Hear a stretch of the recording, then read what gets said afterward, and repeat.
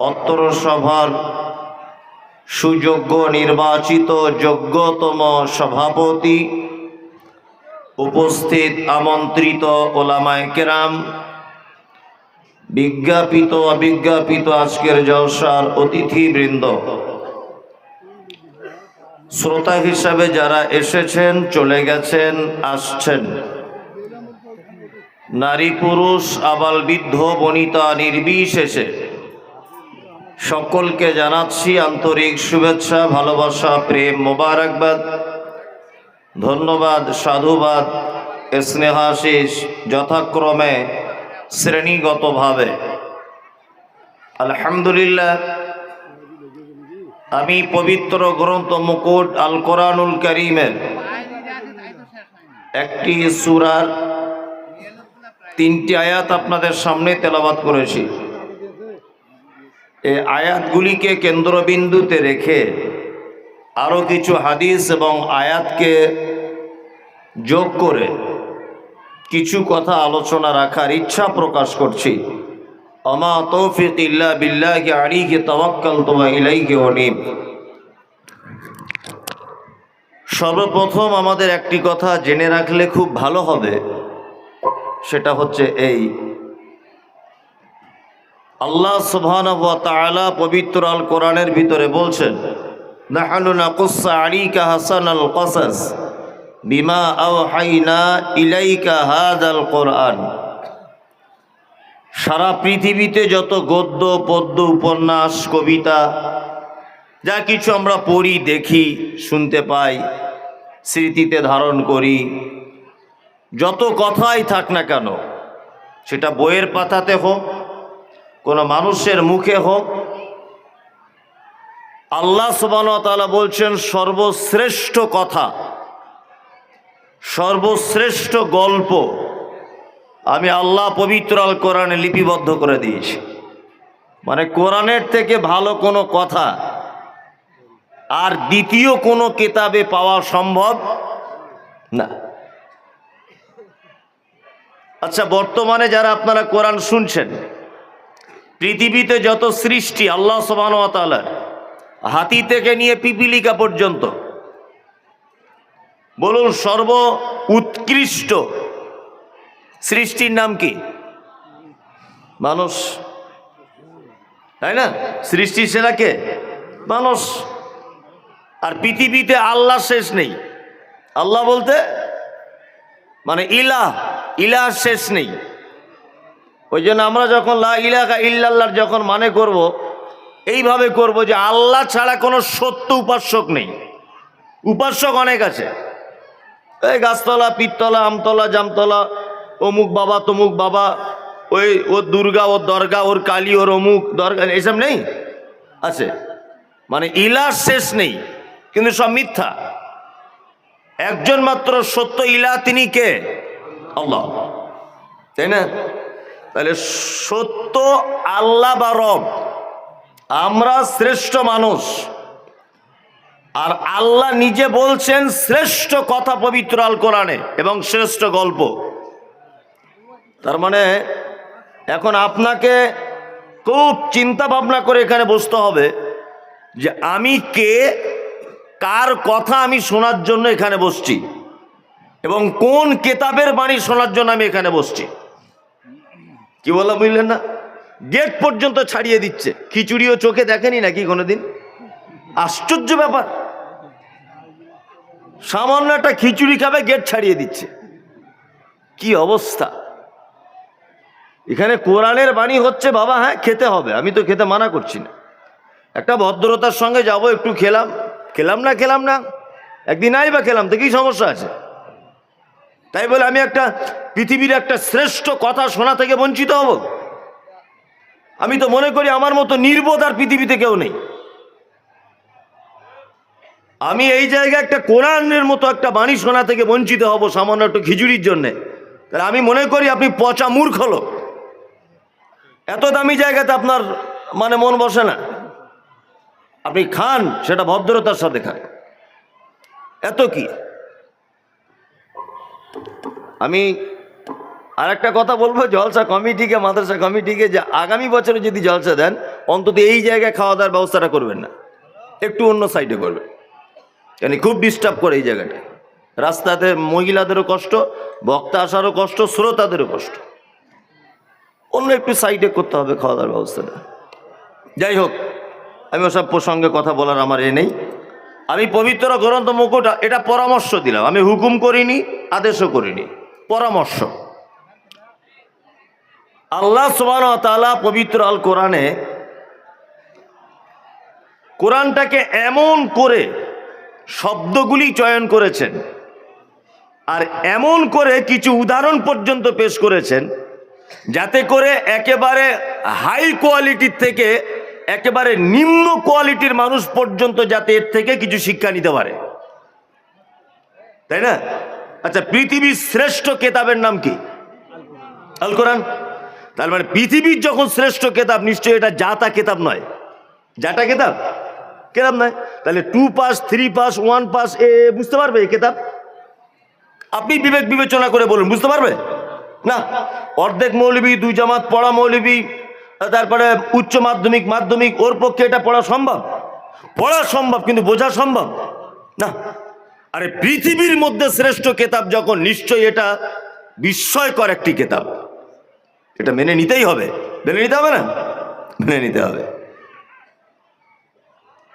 তাহলে এত দামি কেতাব, তাহলে আমি চাষি লোক, আমি কি কিছুই বুঝতে পারবো না এর থেকে?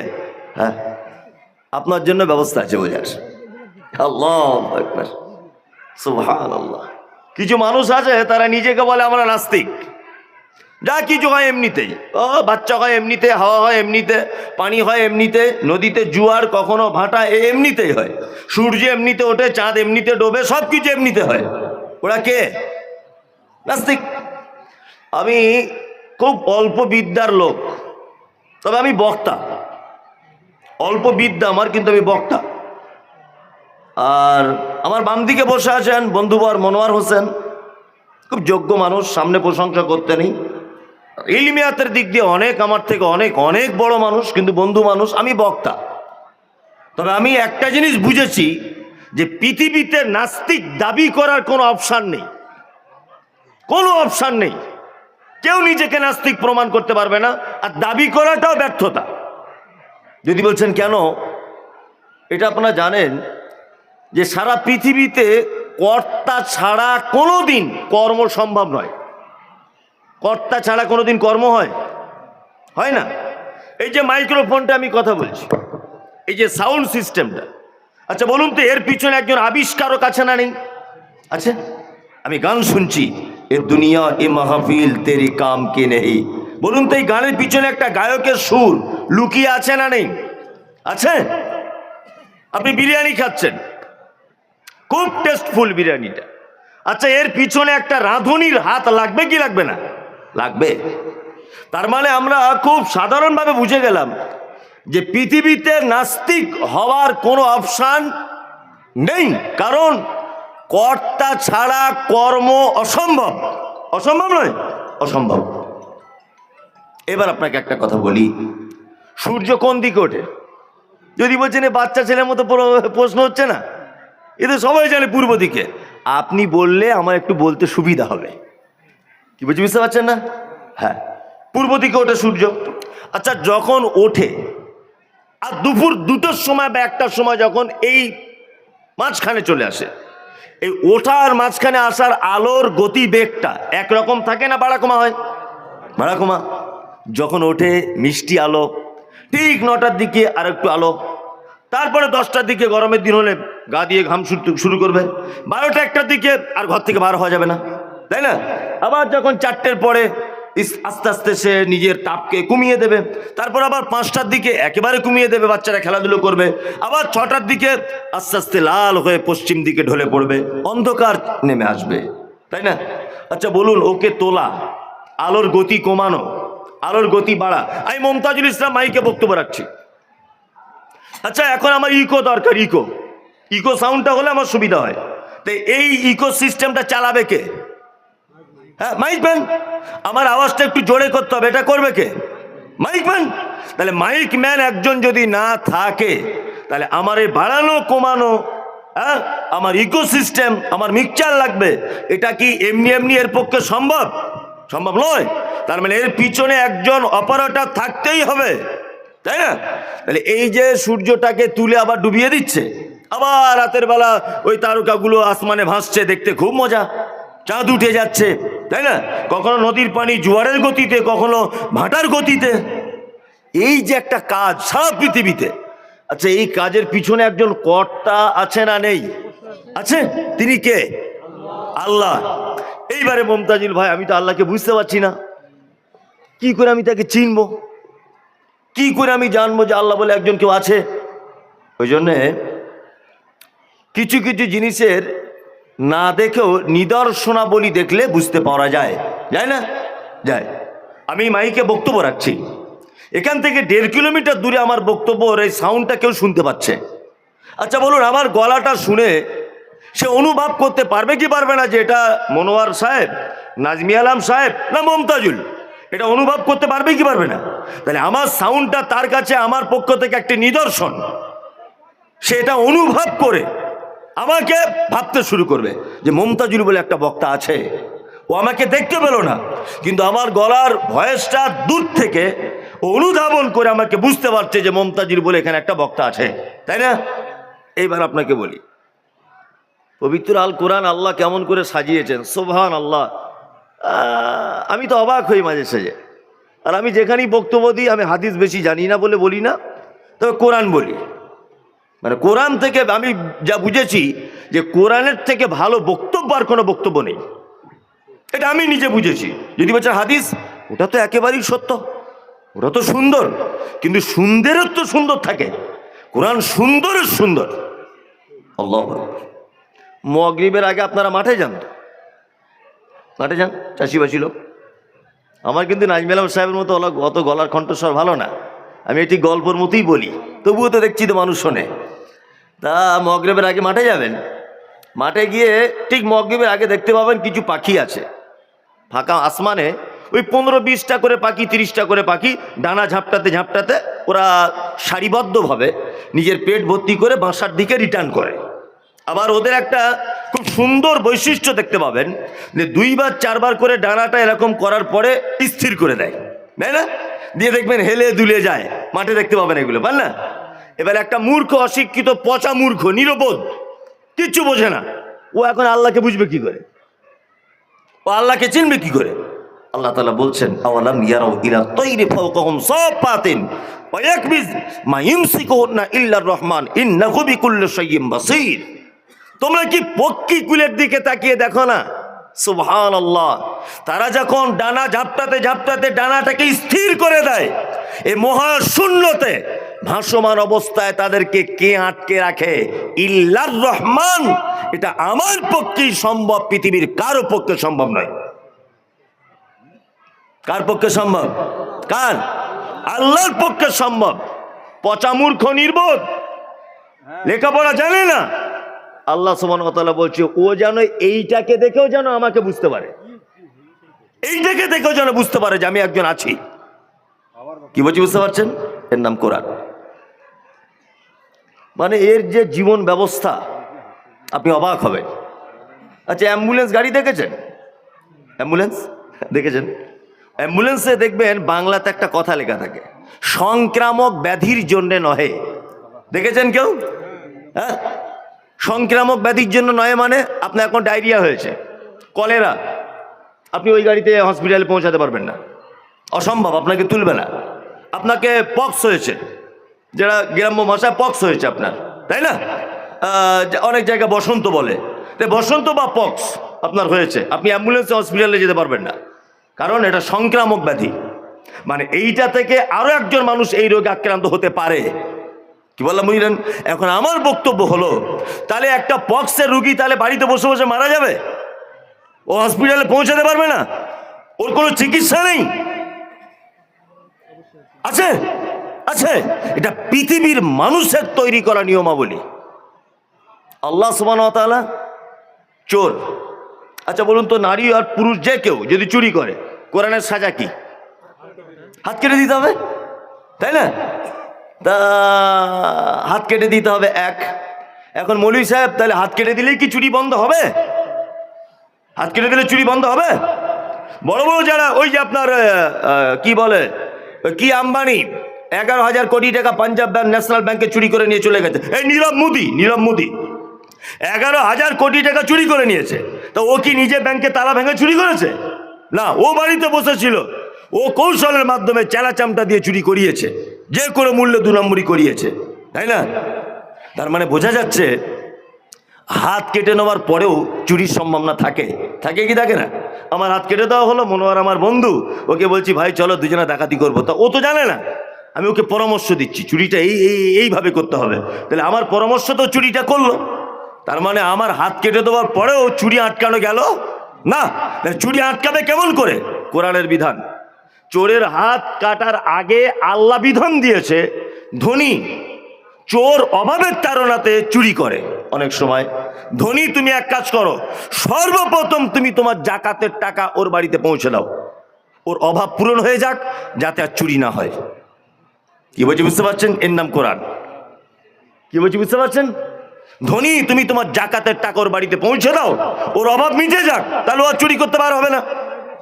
কি বলছি বুঝতে পারছেন? বর্তমান বাজারে যত চুরি, এর মূল কারণ হচ্ছে ধনীরা তাদের সম্পদ আটকে রাখার কারণ এবং জাকাত বুঝে না দেওয়ার কারণ। বর্তমান বাজারে, এটা আমার তদন্তের কথা বলছি, জাকাত যত মানুষ দেয় তার থেকে বেশি মানুষ নিজের জাকাত নিজে খায়, তাই না? খায়, নিজের জাকাত নিজে খায়।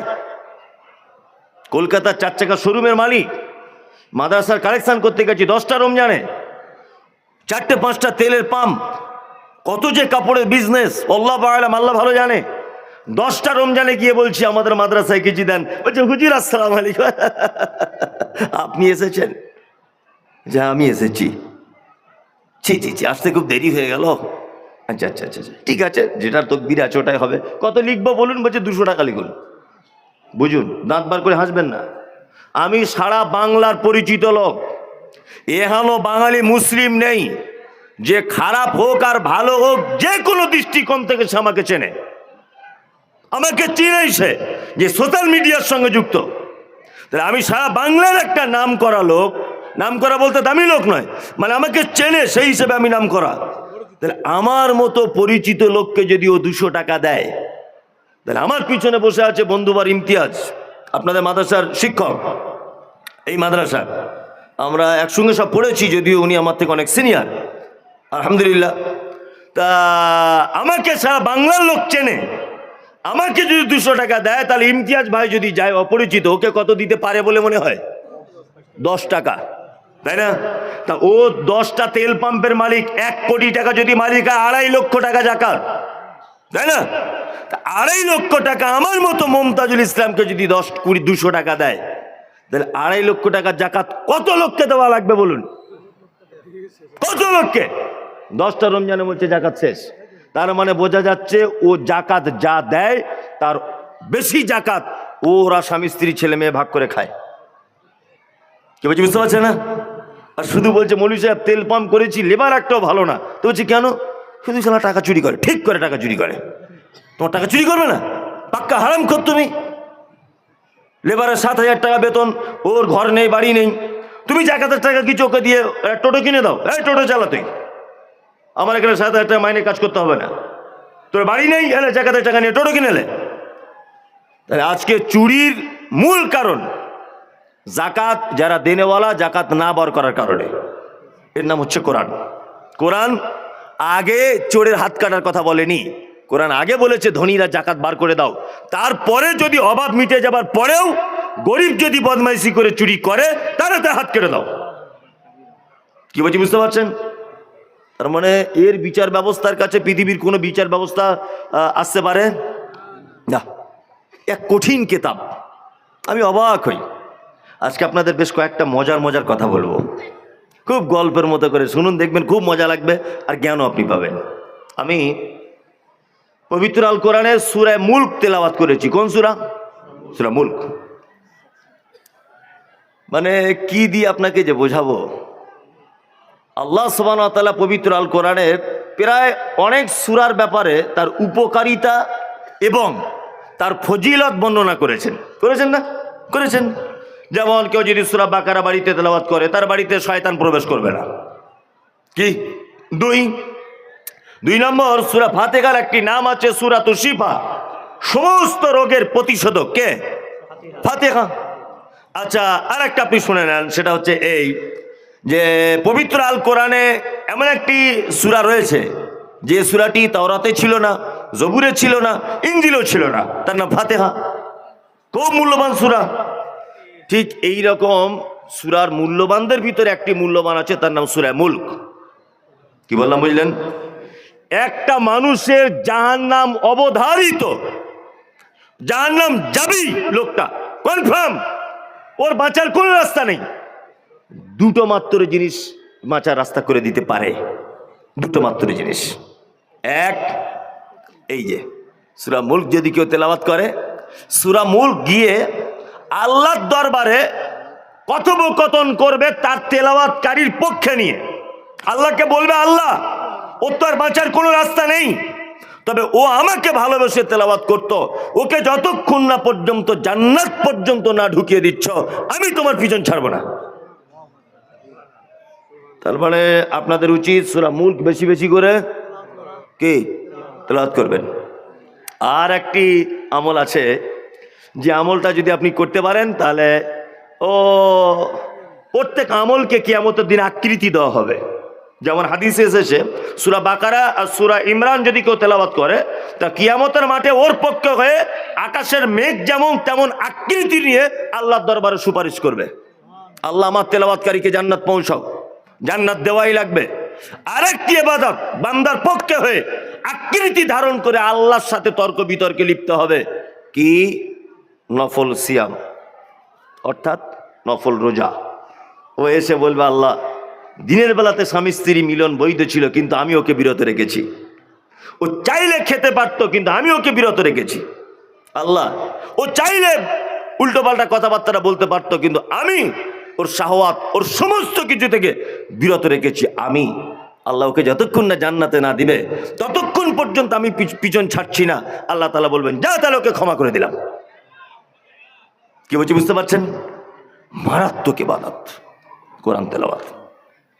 এবার আমি যেটা বলবো সূরাটির বাংলা অনুবাদ একটা একটা করে, একদম প্রথম আউযুবিল্লাহ বিসমিল্লাহ থেকে শুরু করি, তাহলে বুঝতে সুবিধা হবে। আচ্ছা বলুন, কোরআন শুরু করার সময় কি বলে করতে হয়? আপনি বলুন, আপনি বলুন। আর জি, ইয়েস, ঠিক আছে। তাহলে এখানে আর একটা পদ্ধতি বলে দিই। আমি সূরা ফাতিহাটা প্রথম থেকে তেলাওয়াত করব, প্রথম থেকে। কি বলতে হবে? আউযুবিল্লাহ বিসমিল্লাহ দুটোই। কি বললাম বুঝলেন? এবার আমি সূরা ফাতিহা বলার পর সূরা বাকারা 30 নম্বর আয়াত থেকে শুরু করছি, ধরে নেন। সেই ক্ষেত্রে কি বলা লাগবে? এই শুধু বিসমিল্লাহ কে বললো? শুধু আউযুবিল্লাহ। কি বললাম বুঝলেন? তাহলে কোরআনের কোন সূরা প্রথম থেকে শুরু করতে গেলে আউযুবিল্লাহ বিসমিল্লাহ দুটোই, এগুলো মনে রাখবেন তো। আর কোন সূরার মাঝখান থেকে তেলাওয়াত করতে গেলে শুধু আউযুবিল্লাহ। এবার আপনাদেরকে মজার যে কথাটা বলবো সেটা হচ্ছে এই, আল্লাহ পবিত্র আল কোরআনে বলছেন, ফাইজা কারাতাল কোরআন ফাস্তাইজ বিল্লাহি মিনাশ শাইতানির রাজিম। তোমরা যখনই কোরআন তেলাওয়াত করবে শয়তানের কুমন্ত্রণা থেকে আল্লাহর নিকট আশ্রয় প্রার্থনা করো। আরে কোরআন পড়ার আগেই শয়তানের কুমন্ত্রণা থেকে আশ্রয় চাইতে হবে কার কাছে? আল্লাহর কাছে। এই বক্তব্য আগে কোনোদিন শুনেছেন কি আমি জানি না, আর যদি শুনে থাকেন আবার আপনি শুনুন। পৃথিবীর সব থেকে বড় ইবাদত, তার নাম কি? কি বলছেন আপনি? ভয় করছেন কেন? বলুন, ডাকছেন নামাজ, সেটা বলুন। নামাজ, তাই তো? আচ্ছা, নামাজ কি বলে শুরু করে? আল্লাহু আকবার, তাই না? আচ্ছা, তারপরের বড় ইবাদত ধরে নেন একটা রোজা, ধরে নেন, তাই না? ইফতারি করে কি বলে? বিসমিল্লাহ বলে ইফতারি করে, তাই তো? জি। আচ্ছা, তারপরে বড় ইবাদত ধরে নেন হজ করা, বড় ইবাদত। তা হজ করার সময় কি বলে করে? এই যে লাব্বাইক আল্লাহুম্মা লাব্বাইক লাব্বাইক লা শারীকা লাকা লাব্বাইক ইন্নাল হামদা ওয়ান নি'মাতা লাকা ওয়াল মুলক লা শারীকা লাক, বলে না? বলে। চলুন এবারে দান করা, এটা কি ইবাদত না? ইবাদত। দান লোক কি বলে করে?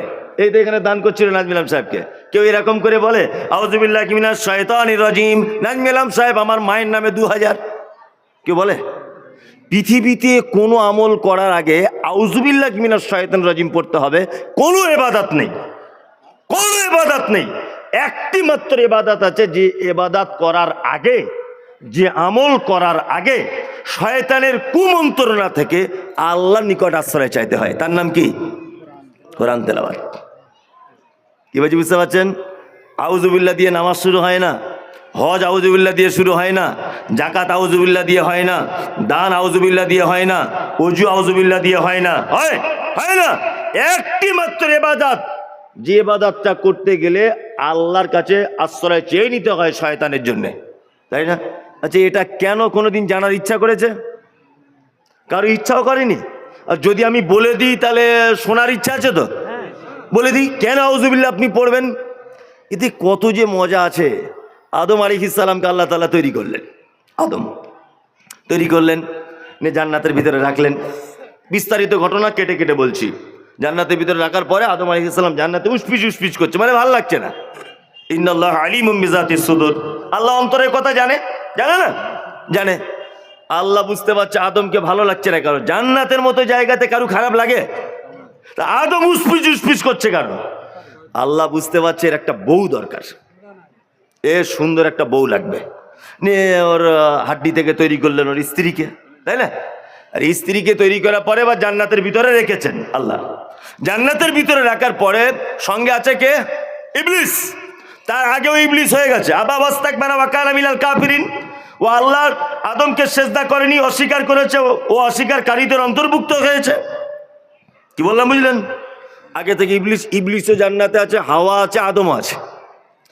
আল্লাহ তাআলা বলছে আদম আর হাওয়াকে, তোমরা দুজন জান্নাতে যা ইচ্ছা তাই করো, তবে এই ফল তোমরা গাছের খাবে না, আর এই গাছের সাইডে যাবে না।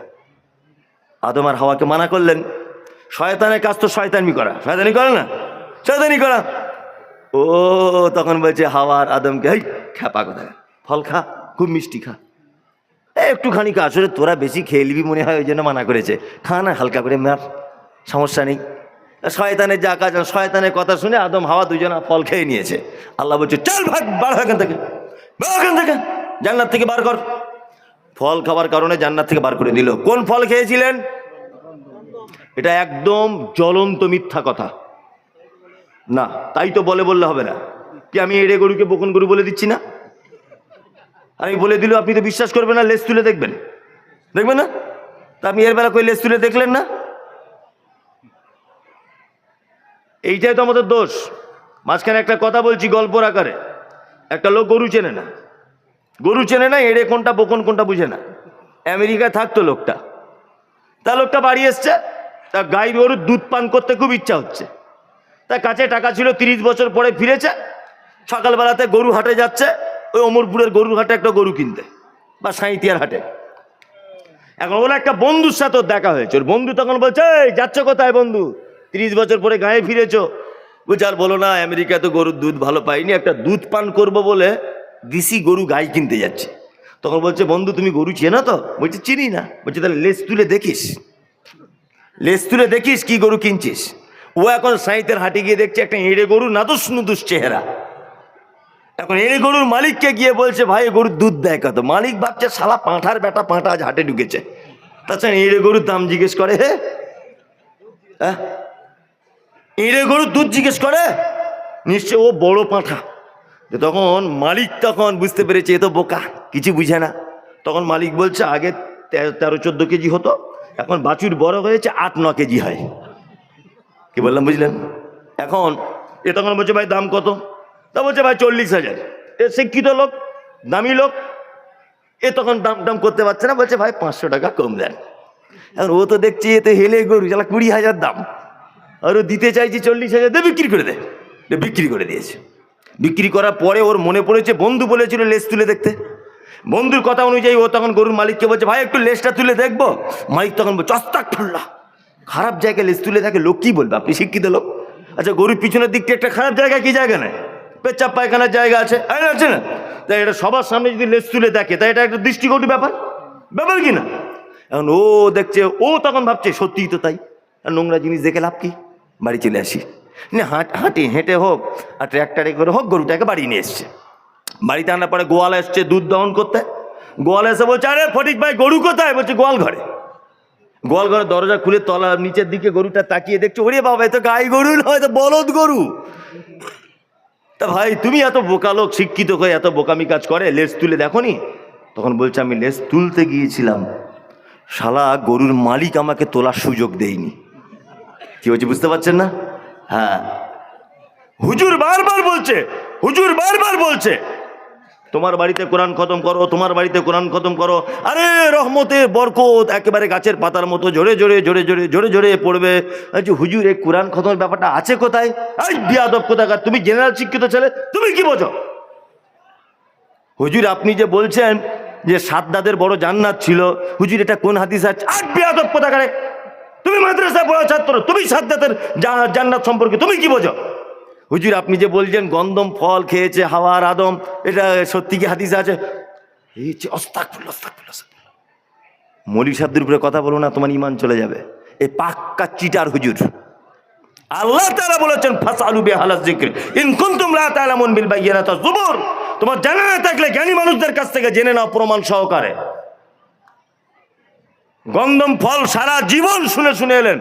আমি মমতাজুল ইসলাম বলছি, এটা পচা মিথ্যা কথা, কোনো হাদিস কোরআনে নেই। কোরআনে যে শব্দ এসেছে সাজার গাছ, আম গাছ হোক, জাম গাছ হোক, পটলের গাছ হোক, আদার গাছ হোক আর ঝিঙের গাছ হোক, তোমার দেখে লাভ কি? কি বলছি বুঝতে পারছেন না? আপনি গাছের ফল খেতে মানা করেছেন, ওইটা আপনি বিশ্বাস করে নেন। ইসলামের ব্যাপারে বেশি গেঁড়া কল করে প্রশ্ন করতে যাবেন না, ইমানের খাতরা হবে। নদিয়াতে বক্তব্য রাখছি, তো একজন আমাকে প্রশ্ন করেছে, হুজুর আপনি তো বলেন কাঁধে দুজন ফেরেশতা থাকে, সব নাকি লিপিবদ্ধ করে, তা ওদের খাতাগুলো কোথায় থাকে? তাহলে এটা কি কোনো প্রশ্ন? আরে তোর বাপের মাথায় থাকে যা, এটা কোনো প্রশ্ন? এটা একটা ইমানের ব্যাপার। ফেরেশতারা লিপিবদ্ধ করে, এটা একটা কি ইমানের ব্যাপার, আপনাকে বিশ্বাস করে নিতে হবে। কি বলছি বুঝতে পারছেন? তাহলে আমি যে কথা বলতে বলতে এলাম, আদম আলাইহিস সালামকে আল্লাহ ফল খেতে মানা করলেন, ফল খেয়ে নিলেন, বার করে দিলেন। আদমকে ফেলেছিলেন কোথায়? ভারতে, আর ওটা তখন ভারতের ভিতরেই। আর হাওয়াকে জিদ্দা, তাই না? হ্যাঁ, এখন কিছুদিন আগে দেখতে পাচ্ছি আমাদের এখন খুব বাড়াবাড়ি করছে আমাদের শুভেন্দু বাবু, দেখতে পাচ্ছেন না? যা তা বাড়াবাড়ি, মনে হচ্ছে ওর বাপের লিখিত দেশ, শুধু দলিল নিয়ে খুঁজছে। হ্যাঁ, মুসলমানরা বলছে তোমাদের অনুপ্রবেশকারী, আধার কার্ড ঠিক করো, কি ঠিক করো, মুখ ঠিক করো, এই যে অনেক কিছু ব্যাপার বলছে। কি বলছে না সব সময় বলছে। আসলে তোমরা যদি সারা পৃথিবীর ইতিহাসটা একবার পাতাটা খুলে দেখতে, যে আমাদের পৃথিবীর আদি মানব আদম আলাইহিস সালাম, তিনি এই দেশের মাটিতে এসেছিলেন, না তুমি এখন আমাদের কাগজ ঠিক করতে বলছো? বিয়াদব কোথাকারে। পৃথিবীর প্রথম মানুষ আদম আলাইহিস সালাম এই মাটিতে এসেছিলেন, আমরাই এই দেশের আদি নাগরিক, আমরাই আদি নাগরিক। মুসলিমদের ব্যাপারে তোমার চুলকানি আছে সেটা বলো, নাগরিকত্বের প্রমাণে আমাদের সঙ্গে লাগতে এসো না। তোমাদের কোনো অস্তিত্ব ছিল না। শুধু বলছে হিন্দুরা নিরাপদ নয়। কে বলেছে হিন্দুরা নিরাপদ নয়? 1000 বছর দেশের মাটিতে মুসলিমরা শাসন করেছে, তখন হিন্দুরা নিরাপদ ছিল। শেরশাহ আমলে হিন্দুরা নিরাপদ ছিল, শাহজাহান আমলে হিন্দুরা নিরাপদ ছিল, মোগল পিরিয়ডে হিন্দুরা নিরাপদ ছিল, ব্রিটিশ পিরিয়ডে হিন্দুরা নিরাপদ ছিল। আর নরেন্দ্র মোদীর বেলাতে হিন্দুরা নিরাপদ নেই? বদমাইশি জায়গা পাও না? দেশের প্রধানমন্ত্রী থেকে আর গ্রামের পঞ্চায়েত পর্যন্ত সব তো রামসাম যদু মধু। আমাদেরকে কোন জায়গায় রেখেছ? তারপরেও তোমরা নিজেকে বলছো আমরা নিরাপদে নয়, তার মানে বুঝে নিতে হবে তোমরা নিজে ভালো না। প্রধানমন্ত্রী তোমাদের, রাষ্ট্রপতি তোমাদের, মুখ্যমন্ত্রী তোমাদের, এসপি তোমাদের, বিডিও তোমাদের, স্বরাষ্ট্রমন্ত্রী তোমাদের, সব কিছু তোমাদের। আর তারপরেও তুমি বলছো যে মুসলিম হিন্দুরা নিরাপদ নয়। এগুলো বোকা লোকের পরিচয় নয়। এসব আপনাদেরকে একটা কথা বলছি, শুনে রেখে দেন। আপনি আমার মুসলিম ভাই, 2026 সালের ভিতরে হিন্দু মুসলিম পশ্চিমবাংলার একটা সাম্প্রদায়িকতার ছক চলছে। রাস্তাঘাটে ঘুরবেন, সাবধানে ঘুরবেন।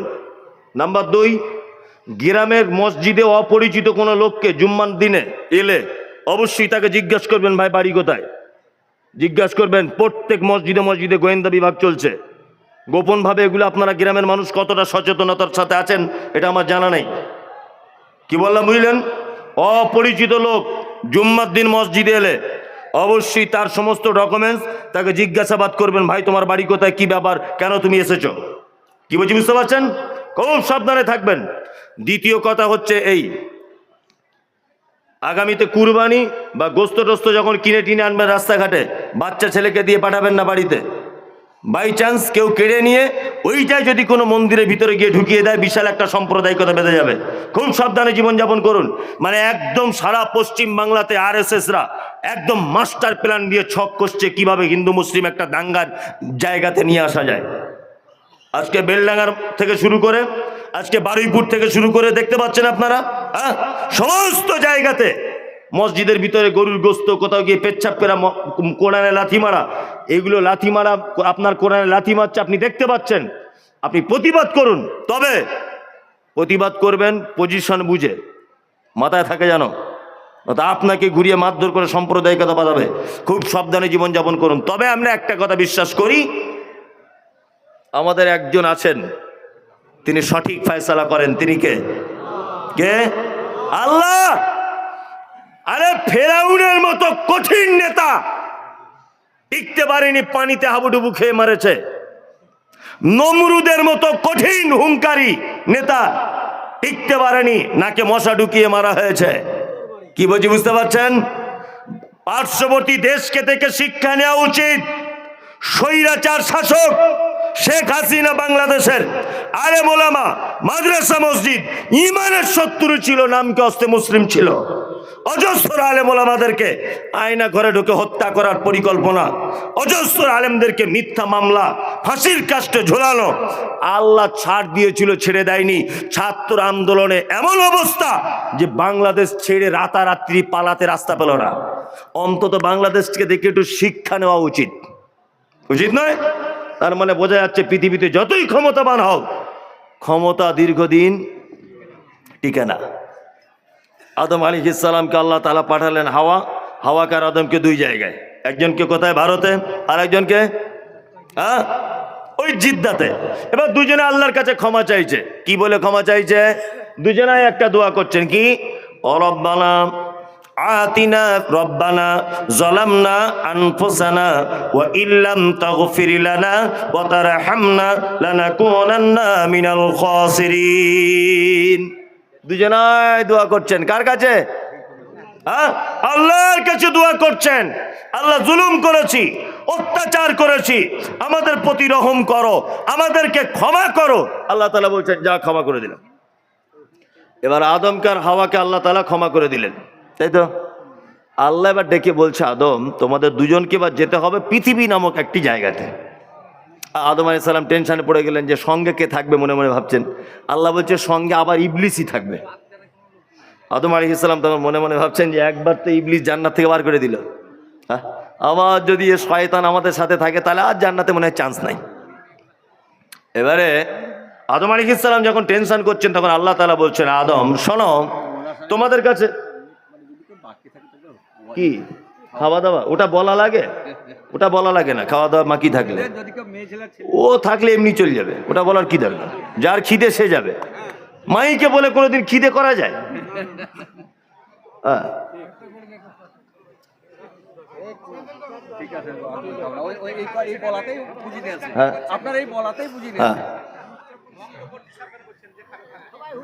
আচ্ছা ঠিক আছে, এদিকে ফিরুন। এবারে যেটা কথা সেটা হচ্ছে, আদম আলাইহিস সালামকে আল্লাহ তাআলা পৃথিবীতে পাঠাবেন। এখন আদম আলাইহিস সালাম তখন ভাবছেন যে পৃথিবীতে যদি যায়, আবার যদি শয়তান থাকে তাহলে তো বিপদ। আল্লাহ তাআলা তখন বলছে, আদম শোনো, বাবু এটা একটু সাইডে রাখুন তো। আল্লাহ তাআলা তখন বলছেন, আদম শোনো, তোমাদের দুজনের জন্য একটি কিতাব দেব। এই কিতাব অনুযায়ী যদি তোমরা দুজন চলতে পারো, তাহলে তোমাদের শয়তান কোনো ক্ষতি করতে পারবে না। এবার শয়তানের কানে এটা এসেছে, কি এসেছে, যে তাহলে আদমকে আর হাওয়াকে তাহলে কিতাব দেওয়া হচ্ছে। কিতাব, ওই যে যান সব খেয়ে আসুন, সব যান গিয়ে খেয়ে আসুন। খুব ভালোই এলান হয়েছে, এবার গিয়ে খেয়ে আসুন, সব যান। যান। আর যারা যাচ্ছেন না তারা বসুন।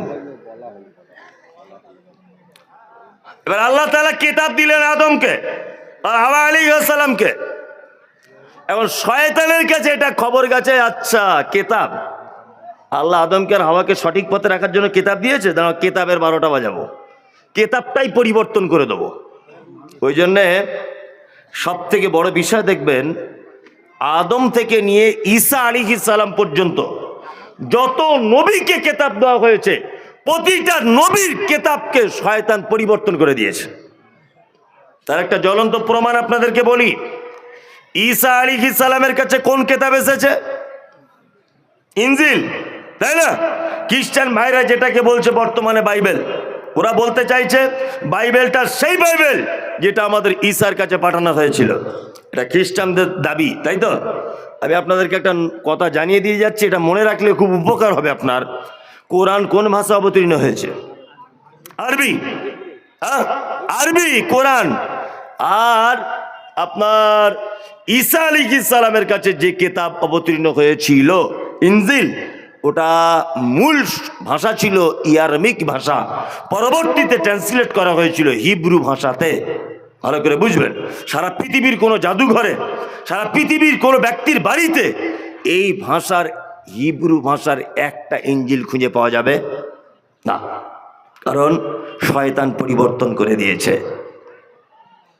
ইনজিল পরিবর্তন করেছে কাকে দিয়ে?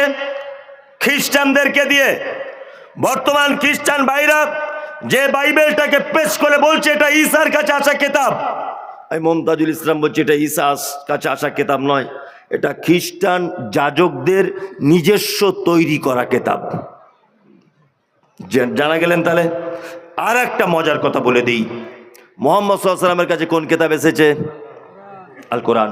মুহাম্মদ সাল্লাল্লাহু আলাইহি ওয়াসাল্লাম শেষ নবী, তাই না?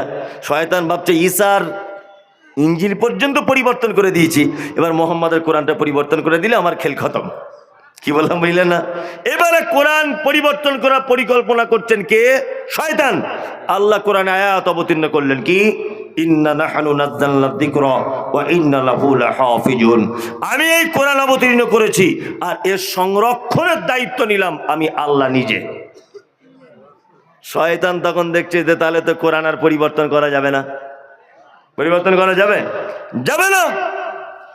কোরআনের বিধান পরিবর্তন করা যাবে না। যাবে? যাবে না। তার একটা জ্বলন্ত প্রমাণ বলে দিই, আল্লাহ কোরআন সংরক্ষণের দায়িত্ব নিয়েছেন। কে নিয়েছেন? আল্লাহ। কিভাবে সংরক্ষণ করবেন এটা জানা লাগবে কি লাগবে না? লাগবে। এই দেখুন আপনাকে একটা কথা বলি, সারা পৃথিবীতে নরেন্দ্র মোদী থেকে শুরু করে শুভেন্দু অধিকারী আর আপনাদের ওই স্বপ্না বলে একজন পঞ্চায়েত ধরে নেন, এই পঞ্চায়েত পর্যন্ত সবাই চক্রান্ত চলছে, করছে যে কোরআনটাকে কি করে তুলে দেওয়া যায়। চক্রান্ত চলছে। আচ্ছা ধরে নেন কাল সকালে সারা ভারতবর্ষের যত কোরআন আছে সব আগুনে পুড়িয়ে দেওয়া হলো। আচ্ছা বলুন আমাদের মন খারাপের কিছু আছে? আচ্ছা নেই, কারণ আল্লাহ কোরআন পৃষ্ঠারের আকারে সংরক্ষণ করবেন না। কি বললাম বুঝলেন? পৃষ্ঠারের আকারে সংরক্ষণ করবেন তা নয়, আল্লাহ তাআলা এই কোরআনকে হাফেজদের মগজের ভিতরে সংরক্ষণ করবেন। ওই জন্য সারা পৃথিবীতে অজস্র কোরআনের হাফেজ আছে যারা দুই চোখে দেখতে পায় না, অন্ধ কোরআনের হাফেজ। আল্লাহ তাদের মস্তিষ্কের মধ্যে কোরআন হেফাজত করেছে। সারা পৃথিবীতে সমস্ত মানুষ যদি কোরআনকে আগুন দিয়ে জ্বালিয়ে দেয়, আমাদের ছাপাখানাতে ছাপতে যতটুকু টাইম, এতটুকু টাইম দিলে আমরা অজস্র কোরআন ছেপে দিতে পারবো ইনশাল্লাহ। পারবো কি পারবো না? পারবো ইনশাল্লাহ। এবার আপনাদেরকে একটা কথা বলি, এটা জলসার একটা হ্যান্ডবিল। জলসার কি হ্যান্ডবিল? এখন এই হ্যান্ডবিলটা ভাঁজ করা আছে, এর ভিতরে লেখা আছে আচ্ছা, আমি যদি না খুলি হ্যান্ডবিলটা, তাহলে ভিতরে কি লেখা আছে, কে সভাপতি, কে প্রধান বক্তা, কতক্ষণ জলসা হবে, খাওয়া দাওয়ার ব্যবস্থা আছে কিনা, এটা আমি বুঝতে পারবো কি পারবো না? পারবো না। তা আমাকে খুলে দেখতে হবে।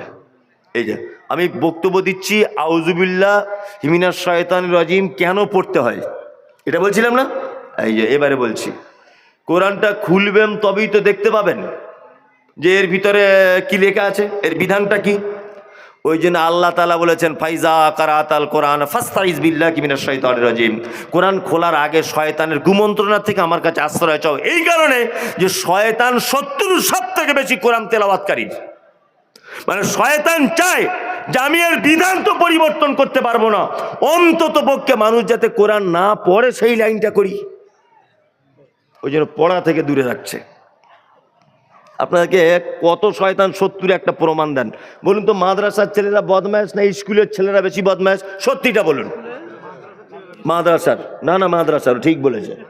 এও জানে কিন্তু লজ্জা বলছে না। কোথাকার ছেলে বদমাশ? মাদ্রাসার, তাই না? আর স্কুলের ছেলেরা বদমাশি কম করে, তাই তো? কারণ কি বলুন তো? স্কুলের ছেলেদের ব্যাপারে শয়তানের কোনো মাথা গরম নেই। ওই স্কুলে গিয়ে কি করে? জনগণ মন অধিনায়ক জয় হে ভারত ভাগ্য বিধাতা। শয়তান দেখছে তো আমাদের দলেরই লোক, সমস্যা নেই তো। স্কুল থেকে বাড়ি আসার সময় চেন খুলে মুতে দিয়ে চলে আসছে, পানি লোবার ব্যাপার নাই। ভালো করে বুঝবেন, শয়তান দেখছে তো আমাদের দলেরই লোক, এ ফালতু, এ তো আমাদের দলই আছে, একে নিয়ে আমার টেনশন করার দরকার নেই, বুঝলে না? আচ্ছা আচ্ছা আচ্ছা, আব্দুল্লাহ ছেলে শফিকুল মাদ্রাসায় ভর্তি হয়েছে, এই মিটিং ডাকছে ইবলিস, এই সব এক জায়গা। কোরআন যাতে ও শিখতে না পারে ওকে দূরে সরাতে হবে যেমন হোক করে। কি বলছি বুঝতে পারছেন না? নিয়ে ওর পিছনে এখন 83 জনকে ডিউটি দিয়েছে, ওকে হঠাৎই হবে মাদ্রাসা থেকে। ওরা পিছনে লেগেই আছে, লেগেই আছে, লেগেই আছে। আরে মাদ্রাসার ছেলে ও কি বদমাইশি করছে রে খ্যাপা, শয়তান করাচ্ছে। তার জ্বলন্ত প্রমাণ আমার মাদ্রাসা মুর্শিদাবাদে লালগোলায় একটা ছেলে ভর্তি হয়েছে। ওই ছেলেটা বসছিল ওদের গ্রামের পাশে, যেদিন থেকে ভর্তি হয়েছে সেদিন থেকে সেটা তো কঠিন ব্যাপার। কি হয়েছে রে বাবু তোর? বলছি হুজি বাবু হুজুর লাগছে, খুব লাগছে, ওই এদিকে লাগছে, খুব লাগছে। তা আমি আমার শিক্ষকদেরকে খুব ডাঁট দিয়ে বলছি, তোমরা কি ডাক্তার দেখাচ্ছ না? আমি তো আপনার জলসায় থাকি বাংলাদেশে, এখানে ওখানে উমরা টুমরায় চলে যাই, তোমরা ডাক্তার দেখাচ্ছ না? তো বলছে হুজুর 3-4 দিন ডাক্তার দেখিয়েছি, ও কোনো মতেই যন্ত্রণা কমছে না, কিছুই খাচ্ছে না, কেঁদেই যাচ্ছে। আমি তখন বুঝলাম যে আমি তো বাপের এক বেটা, আমার মা কম বদমাইশি সহ্য করেছে, আমার এক পর্যায়ে সহ্য করতে না পেরে আমাকে মাদ্রাসায় ভর্তি করেছে। তা আমিও তো সেই ছেলে, আজকে নয় বক্তা হয়েছি, তাই আমিও তো কম চিজ নয়। তা চলে এই তোকে হসপিটাল নিয়ে যাব। আমার স্ত্রীকে বললাম, বাচ্চা ছেলে 10 বছর বয়স, হসপিটালে তো একটা মহিলা লাগে। স্ত্রীকে বললাম তুমিও জামা কাপড় পরে নাও, বোরকা টোরকা পড়ো, সামনে বসো, চলো দুজনে মিলে নিয়ে যাবো। আমার ড্রাইভার চালাচ্ছে আর আমার কোলে মাথা দিয়ে ওকে আমি গাড়িতে শুইয়ে নিয়ে যাচ্ছি, আর গাড়িতে খুব কাঁদছে। আমার স্ত্রী বলছে আপনি ওকে বকছেন। আমি ওকে বকছি, চুপ কর, কাঁদছিস কেন? আমার স্ত্রী আবার আমাকে বকছে, ওকে আপনি কেন বকছেন? মাপ মা ছেড়ে এসছে, মেয়েদের মন যা হয়। আমি ওকে ধমকাচ্ছি, এ করছি। তো হসপিটালে গিয়ে ভর্তি করে দিলাম, সিলাইন চলছে, 4-5 ঘন্টা চিকিৎসা চলছে। এত সুন্দর চিকিৎসা করার পরেও ওর যন্ত্রণা কমছে না। তখন একটা মহিলা ডাক্তার ওর চিকিৎসা করছে, ওকে পার্সোনাল ডেকে বলছি, বোন আপনি তো মনে হয় মুসলিম? তা বলছে হ্যাঁ। হুজুর আপনি মমতাজুল ইসলাম, আপনার বক্তব্য খুব শুনি, তবে লজ্জায় কথা বলতে পারছি না। তাই হচ্ছে বোন একটু ভালো করে চিকিৎসাটা করো, আমাদের মাদ্রাসার ছাত্র। বলছে নার্সিংহোমের থেকে ভালো করছি, কিন্তু আমি যে ইঞ্জেকশনগুলো দিচ্ছি ও তো পেটের যন্ত্রণা কমা উচিত, কি পেটের যন্ত্রণা কমতেই হবে?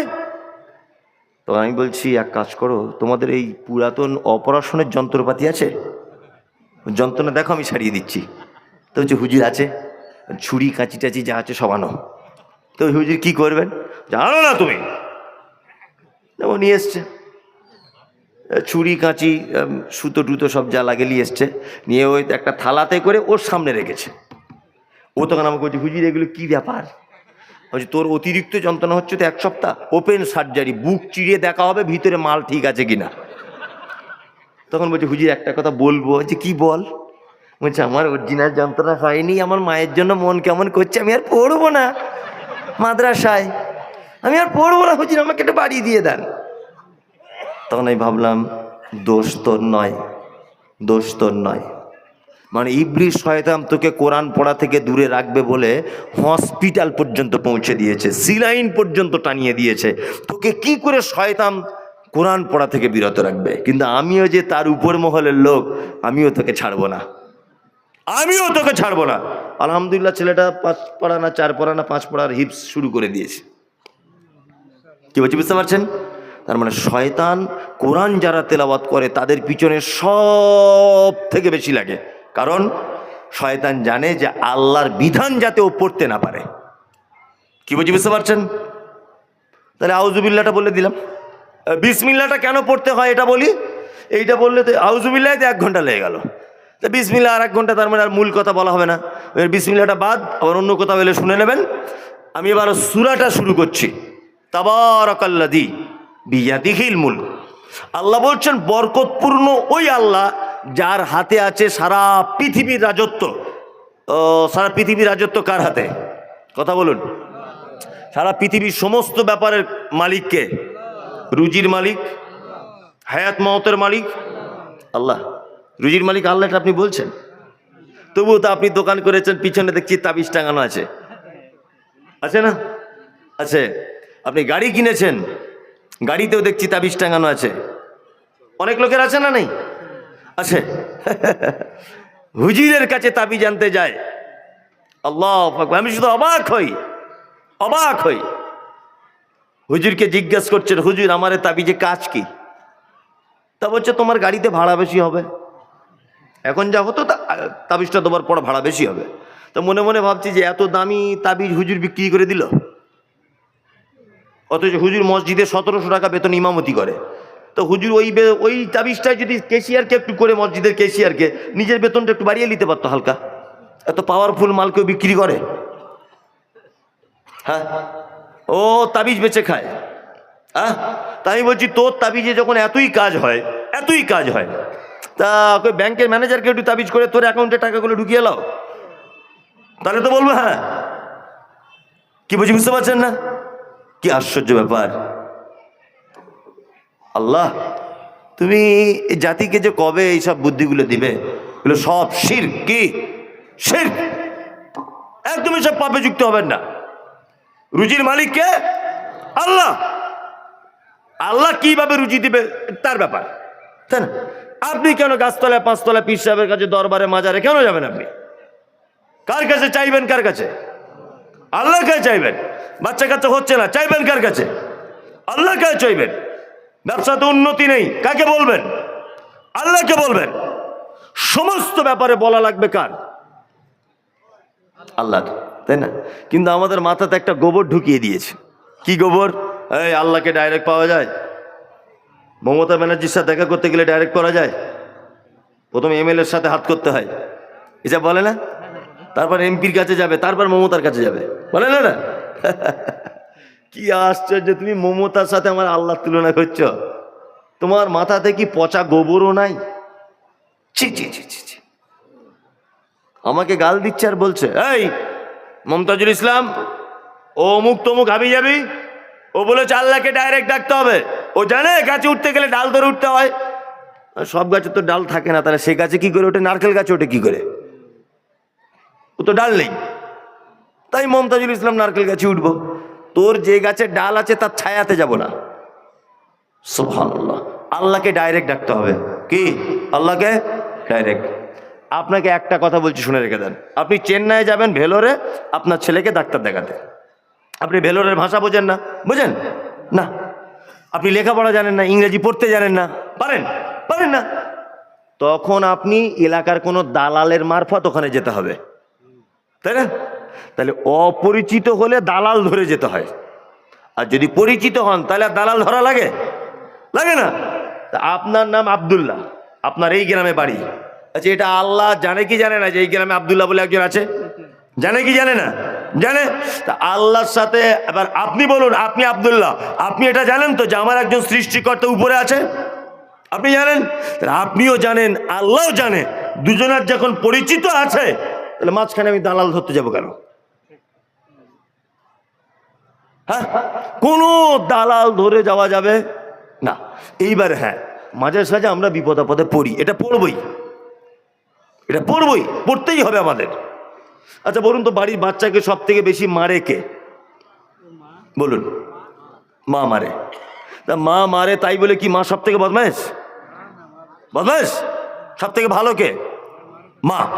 মা মারে কেন? প্রতিশোধ নেওয়ার জন্যে না, শাসন করে। এই বিয়াদব কোথাকারে, পুকুরে পানি ভর্তি, তুই কেন গোসল করতে গেলে পুকুরে ডুবে মরে যাবি?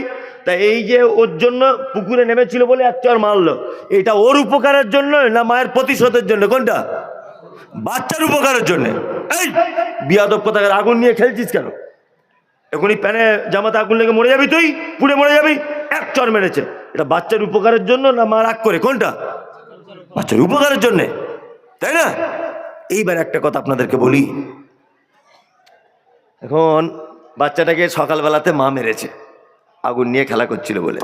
ওই 1.5 বছরের বাচ্চা ধরে নেন বা 2 বছরের বাচ্চাটা কাঁদতে কাঁদতে ও দাদির কাছে গেছে, খুব কাঁদছে। কি হলো রে বা, কি হলো রে ভাই, কি হলো রে ভাই, কি হলো ভাই, তোকে কে মেরেছে? আম্মু মেরেছে। ও শাশুড়ি আবার গিয়ে বৌমাকে বলছে, যাই বৌমা তুমি আমার পোতাকে সবসময় মারো কেন? দাদু দাদির একটু করে এরকম। এখন যখন বৌমা বলছে না ওকে মেরেই ফেলবো, আগুন নিয়ে খেলা করছিল বদমাশ খুব, নিয়ে সকাল 10টা থেকে দুপুর 2টো পর্যন্ত দাদির কাছে আছে। ও দাদিকে যখন খুব এবার দুধ খাওয়ার নেশা উঠেছে, তখন দাদিকে বলছে, দাদি তোকে একটা কথা বলবো। যে কি বলছে? একটু দুধ দে না। এই বোকা কথা কান, আমি দুধ দেবো কেন? তোর মায়ের কাছে যা। বলছে না ওই বাবা মারবে, মারবে মা। আচ্ছা বলুন, অরিজিনাল যদি মা হয়, মা যদি বুঝতে পারে বেটাকে এক চর মেরেছি বলে আমার কাছে ভয়ে আসছে না, ও দাদির কাছে দুধ চাইছে, তবু আমার কাছে আসতে চাইছে না, অরিজিনাল যদি মা হয়, তাহলে বলুন তো তার বুকে বেদনা শুরু হবে কি হবে না? হবে, হবে। আল্লাহু আকবার। ছোটোখাটো বিপদ হয় না? হয়। যার বিপদ যত বেশি, তার পরীক্ষার ফলাফল তত বেশি। আমাদের পাড়া গ্রামে অনেক লোক বিছানায় দেখবেন 6 মাস 7 মাস ধরে পড়ে আছে না? আছে। আর আমরা কিছু লোক কি বলি? ঠিক হয়েছে শালার, বড্ড বাড়াবাড়ি করছিল, বলে কি বলে না? ঠিক, বড্ড লোকের মেরে খাচ্ছিল, টাকা হয়েছিল তো খুব গরম মারছিল, এবার বোঝো ঠেলা। অনেক লোক বলে কি বলে না? একদম নয়। ওর পরীক্ষা যত কঠিন হচ্ছে, আল্লাহর দরবারে ওর প্রাইজ তত দামি, ওর জন্য জান্নাতুল ফেরদাউস অপেক্ষা করছে। কি বলছি বুঝতে পারছেন না? ও যত কঠিন আযাব হচ্ছে ভাববেন দুনিয়াতে, বিপদের সম্মুখীন ভাববেন আল্লাহ ওর অনেক ভালো চায়, ওর অনেক বড় বড় পাপগুলো এই বিপদের মাধ্যমে আল্লাহ ক্ষমা করে দিচ্ছে। কি বলছি বুঝতে পারছেন? এবার আপনাকে বিপদ দিয়ে দিয়ে দিয়ে দিয়ে দিয়ে আপনাকে ফ্রেশ করে নিল, তার কাছে ডেকে নিল, বিনিময় জান্নাত। বিনিময় কি? জান্নাত। এবার আপনাকে একটা কথা বলি, কথাটা বুঝতে খুব সুবিধা হবে। তাহলে মা ছাড়া দাদির কাছে চাইলে মা বড় কি কষ্ট পায়। 3 মাস বিছানায় পড়ে আছেন, 3 মাস। এই বিছানায় ফেলে রেখেছে কে? কথা বলুন, কে? আল্লাহ, তাই না? আল্লাহ ফেলে রেখে দিয়েছে। তাহলে আল্লাহ তুমি আমাকে ফেলে দিয়েছো, সুস্থ করো তুমি, এ কথা বলা লাগবে কাকে? আল্লাহকে। দরগাতে, মাজারে তাবিজ, লাল সুতো, কালো সুতো, পাথরের আংটি, ধাগা বাঁধা চলবে না। যে বিছানায় ফেলে দিয়েছে তুমি গভীর রাতে তাকে বলো, আল্লাহ আল্লাহ তুমি নিশ্চয় ভালো বুঝেছো বলে আমার মতো মানুষকে বিছানায় ফেলে দিয়েছো, তুমি আমাকে একটু ভালো করে দাও, তুমি তোমার রহমতের চাদর আমাকে একটু ঢেকে নাও। আল্লাহ আমার পাপগুলোকে ক্ষমা করে দাও, জীবনে যা করেছে আর জীবনে কোনো দিন করবো না, আল্লাহ তুমি আমাকে একটু ভালো করে দাও। আল্লাহ আমার বেটাকে ক্যান্সার রোগে আক্রান্ত, আমার বেটাকে একটু ভালো করে দাও, আল্লাহ তুমি ভালো করতে পারো।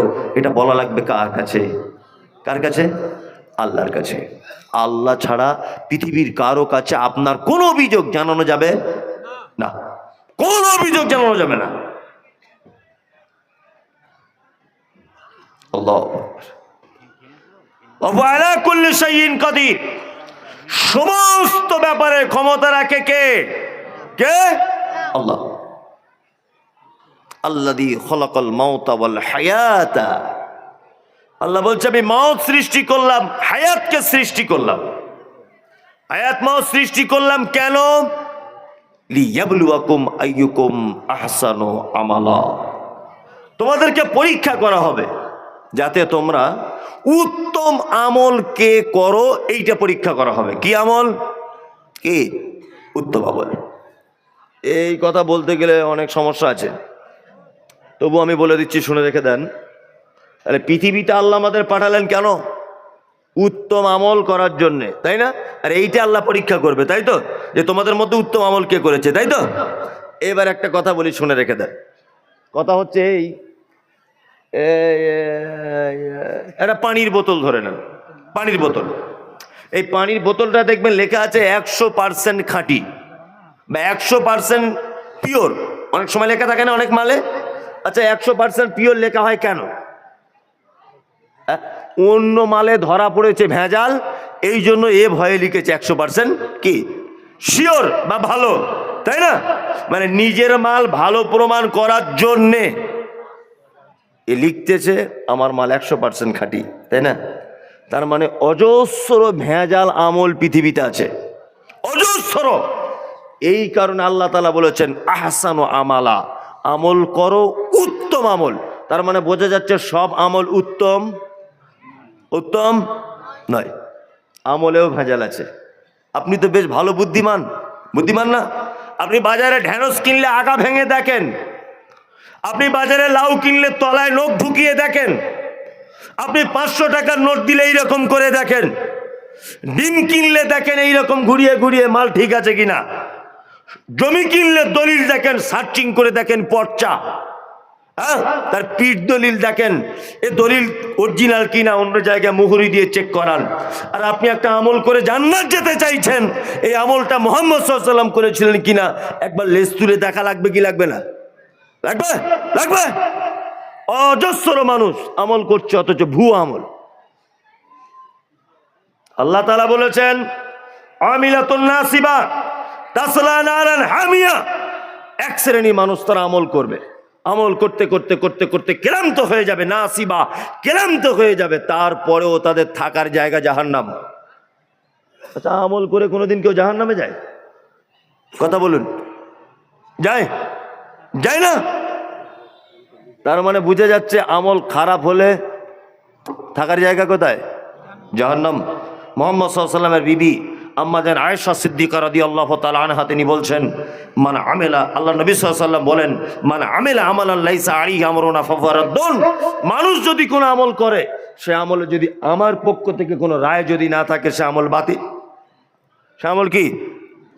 হ্যাঁ, বাতিল। অজস্র আমল,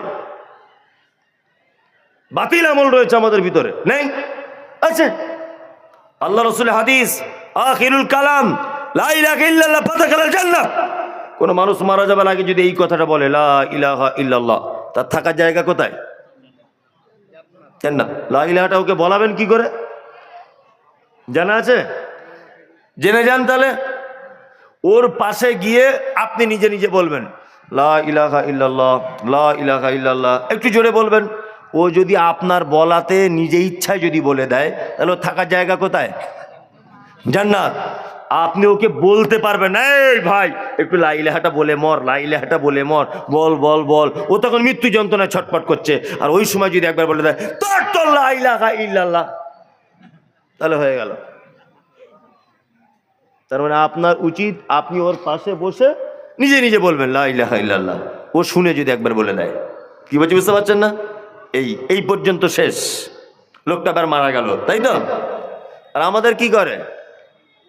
উড়িয়ে বাবারে তাড়াতাড়ি মাদ্রাসা থেকে 25টা ছেলে ডেকে আন, সবাই পাশে বসে গেল।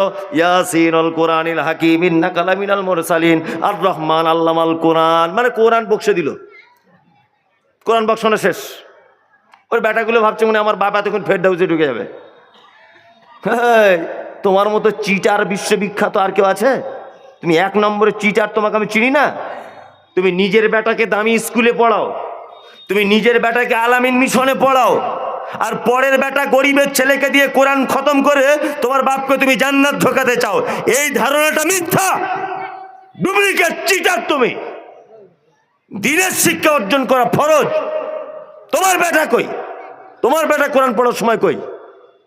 তোমার বেটা কলকাতার দামি স্কুলে পড়ে, আর গরিবের ছেলে মাদ্রাসায় পড়ে, তাকে দিয়ে কোরআন পড়িয়ে তোমার বাপকে জান্নাত পাঠাতে চাচ্ছ? বিয়াদব কোথাকারে, তোমার হুঁশ জ্ঞান কিছু আছে? ভাড়াটিয়া লোক ডেনে তুমি তোমার বাপের কোরআন খতম করছো? তুমি নিজে করো, অজস্র মানুষ এই সমস্ত কাজে লিপ্ত, লিপ্ত নয়, লিপ্ত। এবারে লোকটা মারা গেল, ভালো করে শুনবেন। আমাকে শুধু বলে মমতাজুল ইসলাম আমাদের বিরুদ্ধে বলে। আচ্ছা, এতক্ষণ যা বলেছি কারোর বিরুদ্ধে বলেছি? বলুন, কারোর বিরুদ্ধে বলেনি, শুধু উচিত কথাগুলো বলে দিয়েছি। এবার লোকটা মারা গেল, কত ভুল আমল করছি, লোকটা মারা গেল। এবারে কি করতে হবে? তাড়াতাড়ি করে তার দাফন করে দিতে হবে, তাড়াতাড়ি। কি বললাম বুঝলেন? কবর খুঁড়তে যতক্ষণ দেরি ততক্ষণ তাড়াতাড়ি।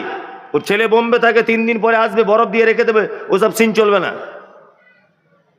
কি বলছি বুঝতে পারছেন? বড় মেয়েটা কলকাতায় বিয়ে হয়েছে, আসবে, তারপর 12 ঘন্টা রেখে দিতে হবে। কে বলেছে? সঙ্গে সঙ্গে মাটি দিয়ে দেন, কবর খুঁড়তে যতক্ষণ দেরি মাটি দিয়ে দিতে হবে। মাটি দেওয়ার পরে আমাদের ইমাম সাহেবরা কি করে? আসসালামু আলাইকুম, কুল্লু নাফসিন যায়িকাতুল মাউত। কিছু বলছে?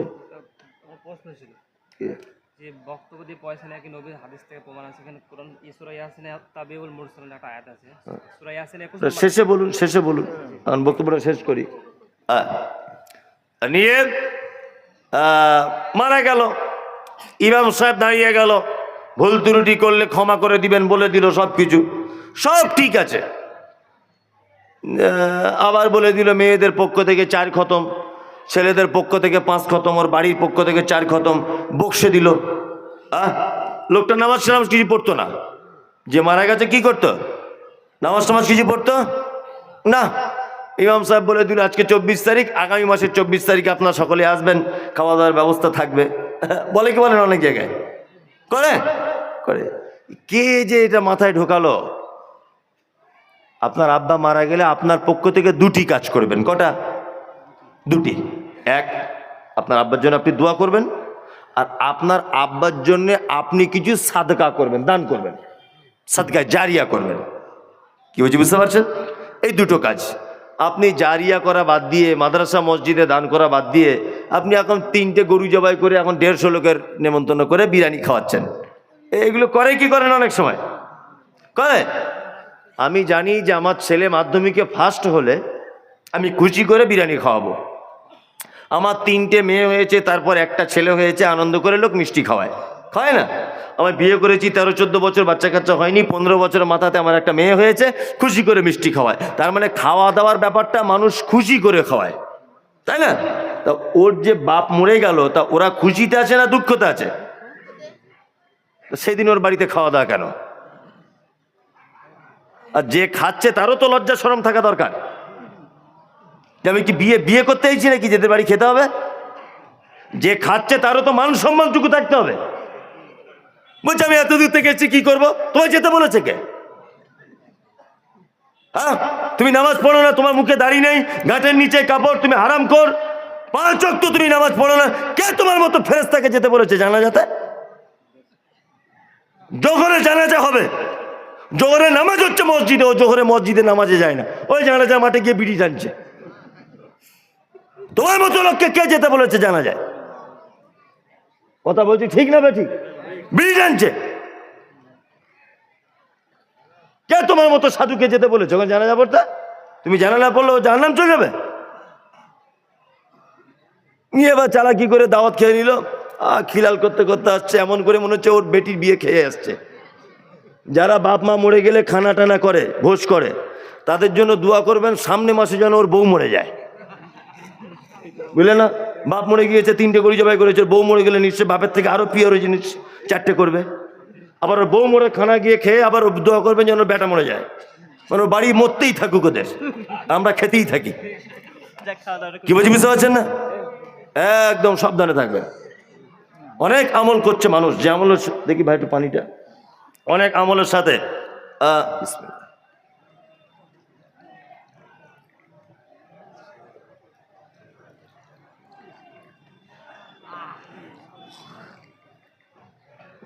আমরা প্রতিটা আমল করব, আলহামদুলিল্লাহ প্রতিটা আমল করব। আমল করার আগে একবার দেখব যে আমলটা মুহাম্মদ সাল্লাল্লাহু আলাইহি ওয়াসাল্লাম করেছিলেন কি কি না। আমরা অনেক সময় কিছু কাজ আছে যে কাজগুলো একটু জায়েজ করার চেষ্টা করি, বুঝলি না? আমরা বারবার বলছি বিড়ি টিড়ি খেও না ভাই, এসবগুলো খেও না, এগুলো হারাম জিনিস, বাজে জিনিস। ও বারবার ফতোয়া নিতে আসছে। মনে হচ্ছে একটু মকরু করা যাবে না, হালকা করে, হালকা একটু যদি মকরু করে দিতেন তাহলে ভালো হতো। এখন হুজুরকে বারবার যখন প্রশ্ন করছে, হুজুর বাধ্য হয়ে বলে দিয়েছে যা খাকা মকরু। কি বলছি বুঝতে পারছেন না? মানে সাংঘাতিক চালাক লোক। বিয়েতে পণ নেওয়া আমরা বলেছি যে হারাম, চলবে না। ও তখন আবার প্রশ্ন করছে, হুজুর যদি খুশি করে দেয়, তোমার শ্বশুর চামার আমি চিনি না, 8 আনা রাস্তায় পড়ে গেলে 4 বার লাইট লিয়ে খোঁজে, তোমাকে খুশি করে দেয়? হ্যাঁ, খুশি করে দেয়? আর বলছে মৌলভী সাহেব খুশি করে যদি না দেয়, আমার বউ যদি জোর করে বাপের কাছ থেকে আনে, মানে কি লাইনটা যেমন হোক করে জায়েজ করতেই হবে। মানে তুমি বলো আর কি, থাকতে না পেরেছে, হ্যাঁ তাহলে লিগা। কি বললাম বুঝলেন? এমন অবস্থা। আল্লাহ। একটা লোক ডাক্তারখানাতে গেছে, ছোট একটা কথা বলি, ডাক্তারখানাতে গেছে, গিয়ে ডাক্তারকে বলছে ডাক্তারবাবু আমার কোনো অসুবিধা নাই, একটা মাত্র অসুবিধা। তো অসুবিধা নাই, একটা অসুবিধা আবার কি? বলছে অসুবিধা হচ্ছে হুজুর ডাক্তারবাবু আমার খুব ওজন বেড়ে যাচ্ছে। তা ডাক্তার জিজ্ঞেস করছে ভাই তুমি খাও কি? তাই ঘুমতে গুটি 20টা রুটি খাই আর 1 কেজি তরকারি। আর দুপুরে বলছে তাই, রাতে বলছে তাই। সারাদিনে 60টা রুটি খাও আর 3 কেজি তরকারি? বলছে হ্যাঁ। আচ্ছা আচ্ছা। ডাক্তার সব কিছু শোনার পরে প্রেসক্রিপশন করে দিয়েছে, সকালে 10টা রুটি, দুপুরে 10টা, রাতে 10টা, আর অর্ধেক করে তরকারি। 1 মাস পরে এসো। ডাক্তার 800 টাকা ফি নিয়েছে, ও বাড়ি চলে গেছে। এইভাবেই এসেছে, এসে ডাক্তারের পাল্লাতে উঠেছে, আগে ছিল 85 কেজি, এবার হয়েছে 90 কেজি। রুগী তখন বলছে কি ডাক্তার ওজন বেড়ে গেল কেন হঠাৎ করে? তো বলছে ভাই এ যা প্রেসক্রিপশন করেছিলাম ওজন তো কমার কথা, 60টা রুটির জায়গায় 30টা খেলে ওজন কমবে কি কমবে না? কমবে। ডাক্তার এখন করেছে কি, প্রেসক্রিপশন করেছে সকালে 5টা, দুপুরে 5টা, রাতে 5টা, আর 100 গ্রাম করে তরকারি। ও ওইভাবেই খেয়ে দিয়ে আসছে, আবার এসেছে, পাল্লায় উঠেছে, উঠে দেখছে আবার 100 কেজি হয়ে গেছে, মানে আবার বেড়েছে ওজন। ডাক্তার তখন মনে মনে ভাবছে যে আমি যে প্রেসক্রিপশন করছি তো ওজন কমার কথা, ওজন কমছে না কেন? তখন ডাক্তার লাস্টে প্রেসক্রিপশন করছে সকালে 1টা, দুপুরে 1টা, রাতে 1টা। 1 মাস পরে এসো। 1 মাস পরে এসে পাল্লায় চেপেছে, দেখছি 105 কেজি। রুগী তখন ডাক্তারকে গাল দিচ্ছে, বলছে অমুকের বেটা, অমুক অমুক, তোকে যদি পাই একবার শালা অমুকের বেটা, মানে আমাকে তুই চিনিস, তোকে পেলে কেটে ফেলবো, 800 টাকা করে 3 বার 2400 টাকা ফি নিলি, ওষুধে কাজ হলো না, ওজন বেড়ে গেল। খুব যখন গালাগালি করছে ডাক্তারকে, তখন ডাক্তার বলছে ভাই আচ্ছা তুমি রুটিটা তৈরি করছো কেমন করে বলো তো? আমি যে প্রেসক্রিপশন করছি তো ওজন কমার কথা। তখন রুগী বলছে কেন, 60টা রুটি করতে যতটা আটা লাগতো অতটা আটা এখন 3টে করছি। আচ্ছা বলুন কিয়ামত পর্যন্ত রোগ ভালো হবে? হ্যাঁ, কিয়ামত পর্যন্ত রোগ ভালো হবে? ভালো হবে না। তার মানে কি, যেমন হোক করে ঘুরিয়ে ফিরিয়ে আমরা মালটাকে জায়েজ করার চেষ্টা করি, অনেক কিছু করে, কি করি না? করি। প্রত্যেক আমল করার আগে আমরা দেখে নেব যে সেই আমলটা আল্লাহর নবী সাল্লাল্লাহু আলাইহি ওয়াসাল্লাম করেছিলেন কি কি না, অবশ্যই। আচ্ছা এবার আপনাদেরকে বলবো, আমরা যদি সহিহ হাদিস এবং কোরআন থেকে কিছু ছোট্ট ছোট্ট আমলের কথা যদি বলি, ইনশাল্লাহ করা যাবে? ইনশাল্লাহ, ইনশাল্লাহ। আচ্ছা এটা আরবি কি মাস? শাবান। এই মাসে তো বরকত খুব কম, বেশি। উম্মে সালমা রাদিয়াল্লাহু তাআলা আনহা তিনি বলছেন যে শাহরাইন মুতাতাবিআইন, পরপর 2 মাস আল্লাহ নবী সাল্লাল্লাহু আলাইহি ওয়াসাল্লাম সিয়াম পালন করেছেন। তার মধ্যে শাবানে 2-1টা রোজা ছেড়েছেন, সিয়াম ছেড়েছেন। অর্থাৎ শাবান রমজান 2 মাস পর পর আল্লাহ রসুল রোজা রেখেছেন, শাবানে 2-1টা রোজা ছেড়েছেন। তার মানে শাবান গুরুত্বপূর্ণ মাস, কি মাস নয়? আল্লাহ রসুল সাল্লাল্লাহু আলাইহি ওয়াসাল্লাম প্রত্যেক সোমবার বৃহস্পতিবার সিয়াম পালন করতেন, কারণ এই 2 দিন 1 সপ্তাহ রিপোর্ট আল্লাহর দরবারে পেশ করা হয়। আর বাৎসরিক রিপোর্ট পেশ করা হয় কোন মাসে? রমজান নয়, শাবান মাসে। 1 বছরের রিপোর্ট পেশ করা হয়। আল্লাহ নবী সাল্লাল্লাহু আলাইহি ওয়াসাল্লাম তিনি বলছেন আমার রিপোর্টটা যখন পেশ করা হবে তখন যেন আল্লাহ আমাকে সিয়াম বা রোজা অবস্থায় পায়। কি বললাম বুঝতে পারছেন? তাহলে নফল ও রোজা এই মাসে বেশি বেশি করা আমাদের উচিত ছিল। কেউ আছেন যে আমি করেছিলাম 2-5টা? আলহামদুলিল্লাহ। একজন করেছে। নফল রোজা করেছিলেন? দুটো। আলহামদুলিল্লাহ, আলহামদুলিল্লাহ। আপনারা? ও, আপনারা সবে বরাত করে দিয়েছেন, তাই তো? ঠিক করে দিয়েছেন, ভালোই করেছেন, অসুবিধা কিছু নেই। হ্যাঁ, না, সবে বরাত করুন, বেশি করে করুন। কি হবে তা আপনি জানেন? জানা জিনিস আর জিজ্ঞেস করে লাভ নেই। আল্লাহ, সবে বরাত রোজা কে কে করেছেন আপনারা? খুব ভালো জিনিস তো। কে কে করেছেন? অনেকজন করেছেন, তাই না? অনেকজন করেছে, ভয়ে হাত তুলছেন, আমি বুঝতে পারছি, তাই না? অনেকজন করেছে, হ্যাঁ, সবাই করেছে। একটা মাঝখানে কথাটা বলবো না, আমি পরে বলছি। সবে বরাত আপনি যেটা বলছেন পরে বলছি, মাঝখানে কথাটা বলবো না। সেটা হচ্ছে, আমি ভালো ভালো কয়েকটা আমল আপনাদেরকে বলে দিই, করা যাবে ইনশাল্লাহ। ইনশাল্লাহ। এক, আল্লাহ রাসূল সাল্লাল্লাহু আলাইহি ওয়াসাল্লাম বলেছেন, কেউ যদি আরাফার দিনে যদি সিয়াম পালন করে, আরাফার দিন, তাহলে বিগত 1 বছরের আর আগামী 1 বছরের পাপ ক্ষমা। একবার সুবহানাল্লাহ বললেন না? না, এখন আর বলতে হবে না, ফেরেশতারা বুঝতে পেরে গেছে। আর কেউ যদি মুহররমে যদি সিয়াম পালন করে 9-10 তারিখে, তাহলে গত 1 বছরের গুনাহ মাফ করে দেওয়া হবে, তাই না? জি।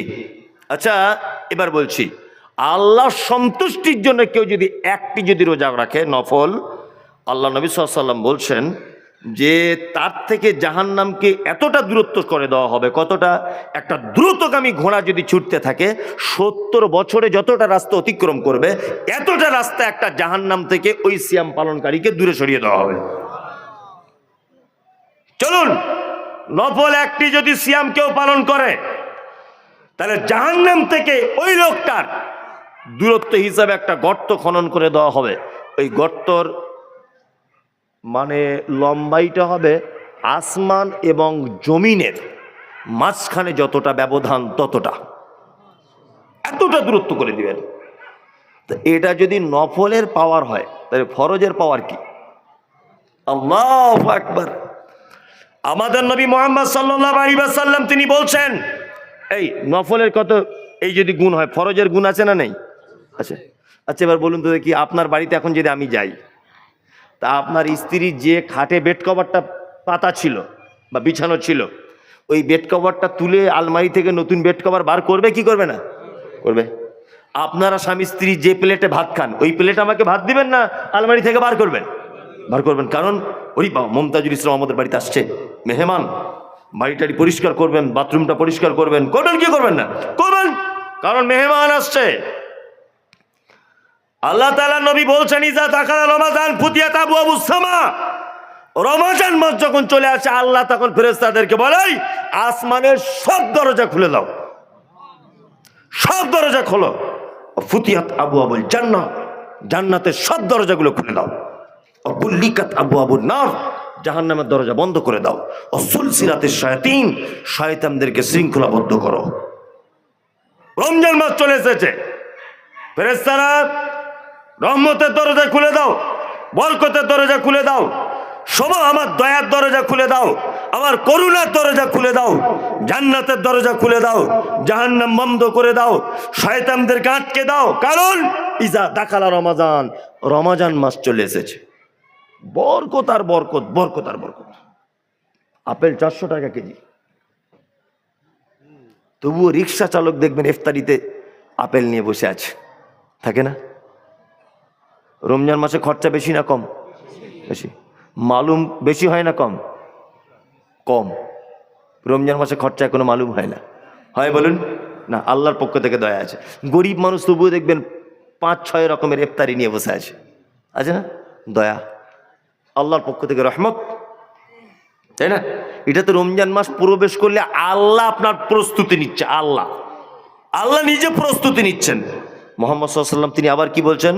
মান সামা রমাজান ঈমানান ওয়া ইহতিসাবান গুফিরা লাহু মা তাকাদ্দামা মিন যামবি। কোন মানুষ যদি ঈমানের অবস্থায় নেকির আশাতে রমজানের সিয়াম যদি পালন করে, গুফিরা লাহু মা তাকাদ্দামা মিন যামবি, তার বিগত দিনের সমস্ত পাপ আল্লাহ ক্ষমা করে দিবে। মান কামা রমাজান ঈমানান ওয়া ইহতিসাবান গুফিরা লাহু মা তাকাদ্দামা মিন যামবি। কেউ যদি রমজানে যদি তারাবি অর্থাৎ কিয়ামুল লাইল এটা যদি পড়ে, আল্লাহ নবী সাল্লাল্লাহু আলাইহি ওয়াসাল্লাম বলছেন তার বিগত দিনের সব পাপ ক্ষমা করে দেওয়া হবে। মান কামা ফি লাইলাতিল কদর, কেউ যদি লাইলাতুল কদরের রাত্রি জেগে যদি সালাত আদায় করে, তাহলে আল্লাহ রাসূল সাল্লাল্লাহু আলাইহি ওয়াসাল্লাম বলছেন তারও বিগত দিনের গুনাহ ক্ষমা করে দেওয়া হবে। রমজান, আল্লাহু আকবার। আমাদের জলসায় কে আসছে? প্রধান বক্তা মুমতাজুল ইসলাম। আমাদের বাড়িতে আসছে কে? নতুন বিছানা কেন? মুমতাজুল ইসলাম আসছে। বাথরুম পরিষ্কার কেন? মুমতাজুল ইসলাম আসছে। আমাদের বাড়িতে আজকে বিরিয়ানি কেন? মুমতাজুল ইসলাম আসছে। তা রমজানের এত প্রস্তুতি আল্লাহ নিচ্ছে কেন? আর আল্লাহ বান্দাকে এত ক্ষমা করছে কেন? আল্লাহ তাআলা বলছেন শাহরুর রমাজান আল্লাযী উনজিলা ফীহিল কোরআন। এটা ওই রমজান যে রমজানে কোরআন অবতীর্ণ করা হয়েছে। তার মানে কোরআনের বরকতে এই রহমত। আল্লাহ নিজে বলছেন শাহরুর রমাজান, এটা ওই রমজান আল্লাযী উনজিলা ফীহিল কোরআন, এই মাসে কোরআন অবতীর্ণ করা হয়েছে। সুবহানাল্লাহ। এই আপনাকে একটা কথা বলি, রমজান মাসের সব থেকে বড় ইবাদত কোরআন তেলাওয়াত করা। কি বুঝতে পারছেন? বড় ইবাদত কি? কোরআন তেলাওয়াত করা। এই মাসে কোরআন অবতীর্ণ হয়েছে। সব থেকে বেশি বেশি কি করবেন রমজান মাসে? কোরআন তেলাওয়াত করবেন। প্রস্তুতি নেবো ইনশাল্লাহ। আমরা ওসবে নেই, আছে কিছু লোক আছে। আমাদের প্রস্তুতি আলাদা। খেজুর কিনতে হবে বড় বড় বড় বড়, তারপরে ইফতারি আগে থেকে সব বুক করে দিতে হবে। তো রোজা রাখবে না। অনেক মানুষ আছে না রমজান মাস এলে মনীষা আর বলবেন না, হ্যাঁ লজ্জায় বলতে পারছি না, গ্যাসের খুব অসুখ। 11 মাস কোনো সমস্যা ছিল না, জনমের খাওয়া খেয়েছে, রমজান মাসের অসুখ। হাতির মতো ছেলে গোস্তের দরে যদি গরু হাটে বিক্রি করা হয় 1.5 কেজি ওর গায়ে গোস্ত, রোজা রাখেন। ওর মেয়ের বয়স 17 বছর, মা বলছে আমার মেয়ে ভোরবেলা উঠতে পারে না গো। ও আচ্ছা আচ্ছা আচ্ছা, ঘুম ভাঙে না? না, আমার বাচ্চা মেয়ে কি করে রোজা রাখবে? 17 বছর বয়স। তোমার মেয়ের স্কুল খোলে 11টায়, তোমার মেয়ে বাড়ি থেকে বার হয় 9:30টায়। তোমার মেয়ে এখনো ছোট, 1.5 ঘন্টা করে কি আমরা বুঝি না? কি করে তোমার বেটি? তোমার বেটি এত বড় মোবাইল নিয়ে কাতার ভিতরে মোবাইলে চ্যাটিং করছে, এটা আমরা বুঝি না? তোমার বেটি এখনো ছোট। আজকে বিয়ে দিলে কালকে ছেলের মা হবে। আর কি বলছে? বলছে আমার কচি মেয়ে কি করে রোজা রাখবে গো? তোমার মতো গার্জেনের পাছার চামড়া তুলে দিতে হবে, বিয়াদব কোথাকারে। কে বললো হাতির মতো ছেলে রোজা রাখতে পারবে না? আল্লাহ তাআলা বলছেন ইয়া আইয়ুহাল্লাযীনা আমানু কুতিবা আলাইকুমুস সিয়াম। হে ঈমানদারগণ, তোমরা যারা ঈমানের স্বীকৃতি প্রদান করেছো, কুতিবা আলাইকুমুস সিয়াম, তোমাদের উপরে সিয়াম ফরজ করে দেওয়া হয়েছে। কামা কুতিবা আলাল্লাযীনা মিন ক্বাবলিকুম লাআল্লাকুম তাত্তাকুন। এই কারণে তোমাদের ফরজ করা হয়েছে যাতে তোমাদের ভিতরে আল্লাহ ভীতি তৈরি হয়। এখানে একটা মজার কথা বলি। আচ্ছা বলুন, পৃথিবীতে যত আমল আছে প্রত্যেক আমল বাহ্যিক দৃষ্টিতে দেখতে পাওয়া যায় বা তার নিদর্শন থাকে, থাকে না? আপনি যদি কোরআন তেলাওয়াত করেন তাহলে আওয়াজ হবে, পাশের লোক শুনতে পাবে। ওই যে চাচাজি বসে আছেন মাথায় সাদা টুপি দিয়ে, উনি নামাজ পড়েন 5 ওয়াক্ত, ওনার এখানে কালো দাগ দেখা যাচ্ছে। আমি তো ন্যাড়া টুপি খোলা যাবে না, তা এই ওনার এখানে কালো দাগ আছে, মানে ওনাকে দেখে বুঝতে পারা যাচ্ছে উনি নামাজ পড়েন। কারো কপালে কালো দাগ না থাকলেও এই জায়গাটায় কালো দাগ হয়, তাই না? তার মানে এটা দেখলে বুঝতে পারা যায়। আচ্ছা আপনি যদি দান করেন, তাহলে এখন তো আবার বক্তাদের দান করার দোয়া ক্যাপাসিটি আলাদা। কেউ 10 টাকা দিচ্ছে তো প্যান্ডেলের ভিতরেই দোয়া শেষ, 500 টাকা দিচ্ছে তো প্যান্ডেলের উপরে একটুখানি তুলে দিয়ে পালিয়ে আসছে, কেউ 20,000 দিচ্ছে তো জান্নাতে ঢুকিয়ে দিয়ে আসছে বক্তা। আল্লাহকে যেমন হোক করে জান্নাতে দাও, জান্নাত খালি না থাকলেও যেমন হোক করে ব্ল্যাক লাইনে ঢুকিয়ে দাও। আল্লাহ 20,000 দিয়েছে, যেমন হোক করে ঢোকাতেই হবে, এরম ব্যাপার। 200 টাকা দিয়েছে, দোয়া নাই, ফটিক ভাই 200 টাকা, আল্লাহর গুনাহ মাফ করে দাও, আমিন। তারপরে বলো 50,000, নারে তাকবীর, আল্লাহু আকবার, আল্লাহর বাপকে জান্নাতে পৌঁছে দাও, এইসব দোয়া ভেলকিবাজি দোয়া। মানে টাকা যেমন দোয়া তেমন। হচ্ছে কি হচ্ছে না বলুন? আজকে আপনি দেখতে পেলেন না এগুলো? 10 টাকা দোয়া নাই, ফালতু যা ছোটখাটো নোট দোয়া নাই, ঠিক আছে না? অনেক যা সব মাদ্রাসা তো শুধু আপনাদের এখানে না, সব বক্তারাই এগুলো আমিও লক্ষ্য করি। আমি মনে হাসি মনে মনে, আমি আমার ড্রাইভারকে বলি, দেখ এই 50 টাকা দিয়েছে মানে মাঝখানে ছেড়ে দিবে, একে আর তুলবে না, দেখ 2000 কেউ দিকে একেবারে শেষ পর্যন্ত পৌঁছে দেবে, ফের দাউস। এই চলছে কি চলছে না? আল্লাহ, চলুন, যে কথা বলছিলাম সেটা হচ্ছে এই, দান করলে, আপনার নাম করলে মানুষ শুনতে পাবে, পাবে না? পাবে। সব আমলের বাহ্যিক দৃষ্টিতে নিদর্শন আছে, আছে না? আছে। একটা আমলের বাহ্যিক দৃষ্টিতে নিদর্শন নেই। অনেক কিছু চালাকি করে লোক দেখানি করা যায়, যায় না? আপনি নামাজ পড়েন না, আপনার বিয়াই এসেছে হাজি সাহেব, ডুপ্লিকেট করে সেদিন পাঞ্জাবি পরে আপনার বউকে বলছেন, এই ফাতেমা না পাঞ্জাবিটা দাও, নতুন পাঞ্জাবিটা বার করো, বিয়ের সঙ্গে নামাজ পড়তে যাবো, অথচ হারামখোর জীবনে নামাজ পড়ে না। এ চালাকি চলে, চলে কি চলে না? একটা মাত্র এবাদাত চলে, যে এবাদাতে কোনো চালাকি চলবে না, যে এবাদাত মানুষ করে শুধুমাত্র আল্লাহর ভয়ে, তার নাম রোজা বা সিয়াম। যদি বলছেন কেমন, আচ্ছা আপনি রোজা রেখে সাহারি খেয়ে প্রচন্ড রোদ্দুর গোসলখানাতে ঢুকেছেন, আচ্ছা গোসলখানাতে আর কেউ থাকে আপনার সাথে? হয়তো কোনো দিন আপনার স্ত্রী থাকতে পারে, ওটা বৈধ, স্বামী স্ত্রী একসঙ্গে গোসল করা কোনো সমস্যা নেই। তাই স্ত্রী নেই ধরে নেন, আপনি একা গোসল করছেন, তাহলে গোসলখানা আর কেউ যাবে না। অধিকার একমাত্র স্ত্রীরই আছে, ও জেলে যেতে পারে, আর কারো অধিকার নেই, নেই তো? এবার বলছি, দরজা লাগিয়ে, আচ্ছা বলুন তো, এক ঢোক পানি আপনি খেয়ে নিতে পারতেন কি পারতেন না? কেউ দেখতে পেত? মসজিদের ইমাম সাহেব দেখছে, আচ্ছা সাহাজিদ উঠতে পারেনি, খুব পিপাসা লেগেছে, ইমাম সাহেব যদি মনে করে একটু দরজাটা লাগিয়ে দুটো বিস্কুট সেই টিফিনে রাখা ছিল, ওই আর দুটো মুড়ি পানি দিয়ে জুত করে খেয়ে কেউ তো বুঝতে পারবে না। আচ্ছা বলুন তো, এটা করতে পারতো কি পারতো না? পারতো, কিন্তু করেনি কার ভয়ে? কার ভয়ে? আল্লাহর ভয়ে। পৃথিবীতে একটি মাত্র এবাদত খাঁটি আল্লাহর ভয়ে করতে হয়, তার নাম রোজা। বাকি সব এবাদতে মানুষ ডুপ্লিকেট করতে পারে, লোক দেখানো করতে পারে, পারে কি পারে না? একটি মাত্র ইবাদত শুধুমাত্র আল্লাহর ভয়ে মানুষ করে, তার নাম কি? রোজা। আমরা রোজার প্রস্তুতি নেবো ইনশাল্লাহ, ইনশাল্লাহ 30টা রোজা রাখবে ইনশাল্লাহ। কারা কারা নিয়ত করছেন তো? ইনশাল্লাহ রোজা রেখে আমাদের গুনাহগুলো ক্ষমা করে নেবো ইনশাল্লাহ। হ্যাঁ, আর একটা কথা বলে দিই, আর একটা কথা মাঝখানে বলে দিই, সেটা হচ্ছে এই রমজানের সিয়াম পালন করবেন, বেশি বেশি কোরআন তেলাওয়াত করবেন। কি বললাম বুঝলেন? হ্যাঁ, আর বেশি ফতোয়া টতোয়া জিজ্ঞেস করতে যাবেন না। আর রমজান মাসে তো আমাদের ঘুমোতে দেয় না, ফোন করে বলছে থুতু গিলি লিচে হবে, সেটা কি সমস্যা? হুজুর বইয়ের কাছে দুপুরবেলা শুয়ে গায়ে হাত লেগে গেছে, হবে তো? তোর বউকে জিজ্ঞেস কর, হবে কি হবে না তোর বউ জানে সেটা, আমি কি করে বলবো? দুপুরবেলা সবার সময় গায়ে হাত লাগবে, হুঁশ ছিল না? আর তুমি ফতোয়া জিজ্ঞেস? হ্যাঁ, রমজান মাসে যত ফতোয়া, মসজিদে জুতো চুরি থেকে শুরু করে তারাবিতে মারামারি, বুঝলেন না?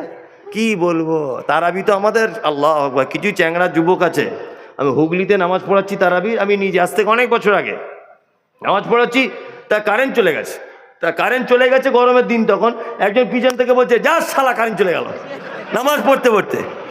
ই আবার কি রে? হ্যাঁ, নামাজ পড়তে পড়তে চ্যাংড়া ছেলেরা, কারেন্টটা চলে গেল, গরম হচ্ছে, ও তখন বলছে, যা শালা কারেন্ট চলে গেল। নামাজ পড়তে পড়তে বলছে। আমাদের 27, 25, 23 রাত জাগার যা ঢং এখন চলছে, মসজিদে বিশাল একেবারে আলো করে কোথাও আর বিরিয়ানি হচ্ছে, আর রাত জাগার কি ঢং, এইসব ঘোড়ার ডিম, এছাড়া আর কিচ্ছু নয়। কে এরকম ভাবে রাত জাগতে বলেছে? কে? চুপচাপ এশার নামাজ জমাতে পড়ুন, বাড়ি চলে যান, 2 রাকাত নামাজ পড়ুন, 1 ঘন্টা টাইম লাগান। যদি বলছেন হুজুর আমি তো সূরা বেশি জানি না, কুল হুইন না, তাই না, ওই দুটোই 30 বার পড়ুন। আলহামদুলিল্লাহি রাব্বিল আলামিন আর রহমানির রহিম মালিক ইয়াউমিদ্দিন ইয়্যাকা না'বুদু ওয়া ইয়্যাকা নাস্তাঈন ইহদিনাস সিরাতাল মুস্তাকিম সিরাতাল লাযিনা আন'আমতা আলাইহিম গায়রিল মাগযুবি আলাইহিম ওয়ালাদ-দাল্লিন আমিন। কুল হুয়াল্লাহু আহাদ আল্লাহুস সামাদ লাম ইয়ালিদ ওয়া লাম ইউলাদ ওয়া লাম ইয়াকুল লাহু কুফুয়ান আহাদ। এইটা 30 বার বলুন। তারপরে রুকুতে যান, আল্লাহু আকবার, রুকুতে সুবহান রাব্বিয়াল আযীম 100 বার বলুন। সুবহান রাব্বিয়াল আযীমটা 100 বার, 200 বার, যার হাঁটুর ক্ষমতা বেশি, কেউ 500 বার টার্গেট করুন, বলুন। আর উঠে বললেন রব্বানা লাকাল হামদান কাসীরান তাইয়্যিবান মুবারাকান ফীহি, আবার সিজদায় চলে যান, সুবহান রাব্বিয়াল আলা, আপনি নিয়ত করে 1000 বার বলুন, কোনো সমস্যা নেই। কি বলছি বুঝতে পারছেন? এইভাবে 2 রাকাত নামাজ 1 ঘন্টা কাটান। আবার তারপরে ঘুম ভাব লাগছে, একটু লাল চা খেয়ে নেন, আপনি স্ত্রীকে বলে, স্বামী স্ত্রী দুজনে পড়বেন, আবার একটু রেস্ট নিয়ে আবার 2 রাকাত নামাজ, আবার 1 ঘন্টা লাগান, আবার মাঝখানে একটু বিরতি দিয়ে 2, 4, 5 পৃষ্ঠার একটু কোরআন পড়ে নেন। এইরকম ভাবে ফজর পর্যন্ত আপনি রাত্রি জাগরণ করুন লাইলাতুল কদরে। তা না করেও মসজিদে গরম চা নিয়ে বসে আছে, আর মিষ্টি আর জিলাপি। কে এসব ভণ্ডামি বললো? কে রাজ্জাককে এরকম পদ্ধতি দিল? আরে এতে এতে কাপে বসছে বিড়ি নিয়ে। আমি হাসানোর জন্য বলছি না, আমি নিজে ধরে ফেলেছি একটা চাচাকে বর্ধমানে গত বছরে। চাচা কি ব্যাপার তোমার মশারির ভিতরে বিড়ি? বলছে হুজুর আমি তো বাইরে খেয়ে আসি, তা ভিতরে টানি না তো আমি। যা এতে কাপে বিড়ি নিয়ে ঢুকছে, তাহলে এর আর কি আর তাহলে এবাদত হলো? আপনারাই বিচারটা করুন। চি চি চি আস্তাগফিরুল্লাহ, এতে কাপে বিড়ি। কি বলছি বুঝতে পারছেন? চি চি চি চি, হ্যাঁ জি জি জি জি জি। আল্লাহ আল্লাহ আল্লাহ তুমি এদেরকে হেফাজত করো, বলুন আমিন আমিন আমিন। আচ্ছা বাদ দেন, হ্যাঁ ছাড়ুন ওদিকে বাদ দেন। তা এইটা হচ্ছে আমাদের ইবাদত। আমরা ইবাদত করব মুহাম্মদ সাল্লাল্লাহু আলাইহি ওয়াসাল্লামের পদ্ধতিতে ইনশাআল্লাহ ইনশাআল্লাহ ইনশাআল্লাহ। আর একটা মাঝখানে একটা কথা বলে দিই, শুনে রেখে দেন, এটা জেনে রাখলে ভালো হবে। এটা আমাদের একটা সমাজে ভ্রান্ত ধারণা আছে যে কেউ যদি রমজান মাসে একটা রোজা যদি ছেড়ে দেয়, সারা জীবন রোজা করে গেলেও সেটা পূরণ হয় না।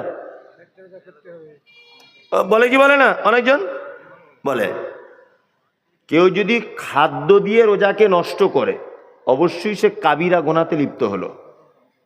কি বললাম বুঝলেন? খাদ্য দিয়ে যদি কেউ রোজা নষ্ট করে তাহলে সে কি গুনাহতে লিপ্ত হলো? কাবিরা। তার জন্য অনুতপ্ত হয়ে আল্লাহর দরবারে ক্ষমা চাইবে, আল্লাহ আমি একটা রোজা অন্যায় করেছি, নষ্ট করে দিয়েছি, আল্লাহ ক্ষমা করে দাও। পরবর্তীতে ওই রোজাটা পূর্ণ করে দিতে হবে। কি বললাম বুঝতে পারছেন?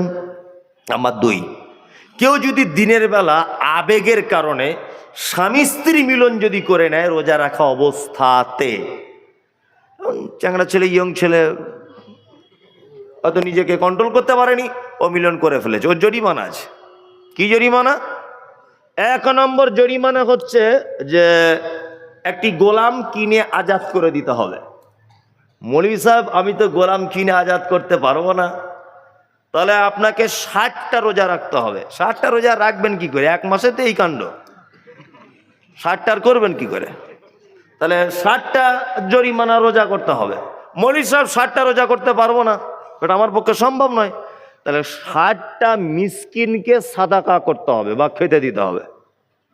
এই জরিমানা আপনাকে দিতেই হবে। রমজানের দিনের বেলা রোজা অবস্থায় যদি কেউ শারীরিক সম্পর্কে লিপ্ত হয়, রাতে হলে ভিন্ন ব্যাপার, কোনো সমস্যা নেই। এটা জেনে রাখুন। জেনে রাখলে ভাবছেন যে এত খুলে খুলে না বললে হতো না, আরে এগুলো জানা দরকার আছে না নেই? অবশ্যই জানার দরকার আছে। ইসলাম এইভাবেই জানতে হবে আমাদেরকে। অনেক জিনিস আছে যুবক ছেলেরা জানে না, এগুলো জেনে নিতে হবে। কি বললাম বুঝলেন? তাহলে আমরা রমজানের রোজার জন্য প্রস্তুতি নেবো ইনশাআল্লাহ ইনশাআল্লাহ প্রস্তুতি নেবো। না সব একসঙ্গে বলতে গেলে মনে থাকবে না। এটা মাদ্রাসার জলসা, সেটাও তো আমাকে মাথায় রাখতে হবে, তাই না? বলছি তা আহসানু আমালা আল্লাযী খালাকাল মাউতা ওয়াল হায়াতা লিয়াবলুয়াকুম আইয়ুকুম আহসানু আমালা।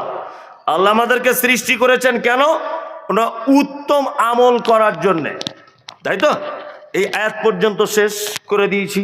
এখন 12টা বাজতে যাচ্ছে। এখন যদি আরো 2-4টা আয়াতের ব্যাখ্যা বিশ্লেষণ করা যায় অনেক টাইম লেগে যাবে। আহসানু আমালা থেকে আপনাকে আমি সিয়ামটাকে টেনে দেখিয়ে দিলাম, উত্তম আমল এটা। কি বললাম বুঝলেন? এই উত্তম আমল আমরা করবো ইনশাল্লাহ ইনশাল্লাহ ইনশাল্লাহ। মাদ্রাসার কি হচ্ছে স্যার? ও কি ওটা? এই দিক দিয়ে আচ্ছা থাক হয়েই তো গেছে। এটা মসজিদ মাদ্রাসার উন্নতি গল্পে জলসা নাকি? অবশ্যই জি, মাদ্রাসার উন্নতি গল্পে জলসা। আমি শেষ বক্তা হিসাবে এটা আমার দায়িত্ব এবং কর্তব্যের ভিতরে পড়ে, এবং আমাকে বলে দেওয়া হয়েছে যে শেষের দিকে 10-15 মিনিট কিছু বলবেন যদি মাদ্রাসার উন্নতি গল্পে কিছু হয়। আপনাদেরকে আমি ছোট্ট একটা কথা বলে তবে আমি একটা দামি কথা আপনাদেরকে শোনাচ্ছি। সেটা হচ্ছে এই, আচ্ছা বলুন পৃথিবীতে যত টাকা পয়সা আমরা খরচা করি সব থেকে উত্তম খরচা করার জায়গা কোনটা বলুন? মাদ্রাসা। ওই কারা কারা বলছেন মাদ্রাসা? মসজিদ। আচ্ছা, মসজিদ মাদ্রাসা, ঠিক ঠিক ঠিক। আল্লাহ কোরআনে কিন্তু তা বলেনি। আল্লাহ এরকম কথা বলেছেন কি? আল্লাহ বলছেন ইয়াসআলুনাকা মাযা ইউনফিকুন কুল মা আনফাকতুম মিন খাইরিন ফালিল ওয়ালিদাইন ওয়াল আকরাবিন ওয়াল ইয়াতামা ওয়াল মাসাকিন ওয়াবনিস সাবিল ওয়া মা তাফআলু মিন খাইরিন ফা ইন্নাল্লাহা বিহি আলিম। মুহাম্মদ সাল্লাল্লাহু আলাইহি সাল্লাম, আপনাকে যারা জিজ্ঞাসা করছে যে কোথায় আমরা খরচা করব, উত্তম খরচা কি, আপনি বলুন মা আনফাকতুম মিন খাইরিন ফালিল ওয়ালিদাইন, তোমরা যে খরচা করো উত্তম খরচা করার জায়গা সন্তান তার আব্বা মায়ের জন্য যে টাকাটা খরচা করে, পৃথিবীর শ্রেষ্ঠ খরচা করার জায়গা সন্তান তার বাপ মায়ের জন্য যেটা কি খরচা করে। আব্বা মা বেঁচে আছে? নাই, চলে গেছে। আল্লাহু আকবার। আপনার মায়ের কথা মনে হয় মাঝে সাঝে? হয়, খুব মনে পড়ে না? কত দুধ পান করেছেন আপনার আব্বা, কত কষ্ট করে আপনাকে মিশনে স্কুলে পড়িয়েছেন, পড়িয়েছেন না? পড়িয়েছেন। আপনাদের কাছে বিনীত অনুরোধ, আব্বা মায়ের জন্যে আপনারা কিছু মাদ্রাসায় খরচা করুন। শেষ বাক্যে আপনাদের কাছে এটা আমার পক্ষ থেকে অনুরোধ যে আপনারা একজন মানুষ বলুন যে আমার পক্ষ থেকে, আমি বেশি চাইবো না যে আমি 1,000 টাকা বা 2,000 টাকা আমি মাদ্রাসার জন্য দিলাম। একটা লোক বলুন যে আমার আব্বা মায়ের জন্য টাকাটা দিলাম। আপনি ওই একজন নামটা লিখুন ভাই, একটু পানির বোতলটা, ওই বোতলটা দাও। ভালো পানি, একটু গরম গরম পানি লাগবে না, এমনি ঠান্ডা হলে কিছু বলছে। আগামী সোমবারে আমাদের গ্রামের পাশে একটা আন্দি, আচ্ছা, ওখানে একটা জালসা আছে, এটা একটু বলে দিতে বলে একটু বেশ বলে। আচ্ছা, এটা এখনই বলে দেবো। পাশের গ্রামে জলসা আছে আগামী 10ই ফাল্গুন 23 তারিখে, মানে ফেব্রুয়ারির আন্দিতে। আপনারা সকলেই যাবেন। বক্তা আছেন নাসিরউদ্দিন কাশেমি, মুফতি হাসানুজ্জামান সাহেব, কারি হারুন রশিদ সাহেব, আবুল কাসেম সাহেব। যাই হোক, আপনারা সকলেই যাবেন।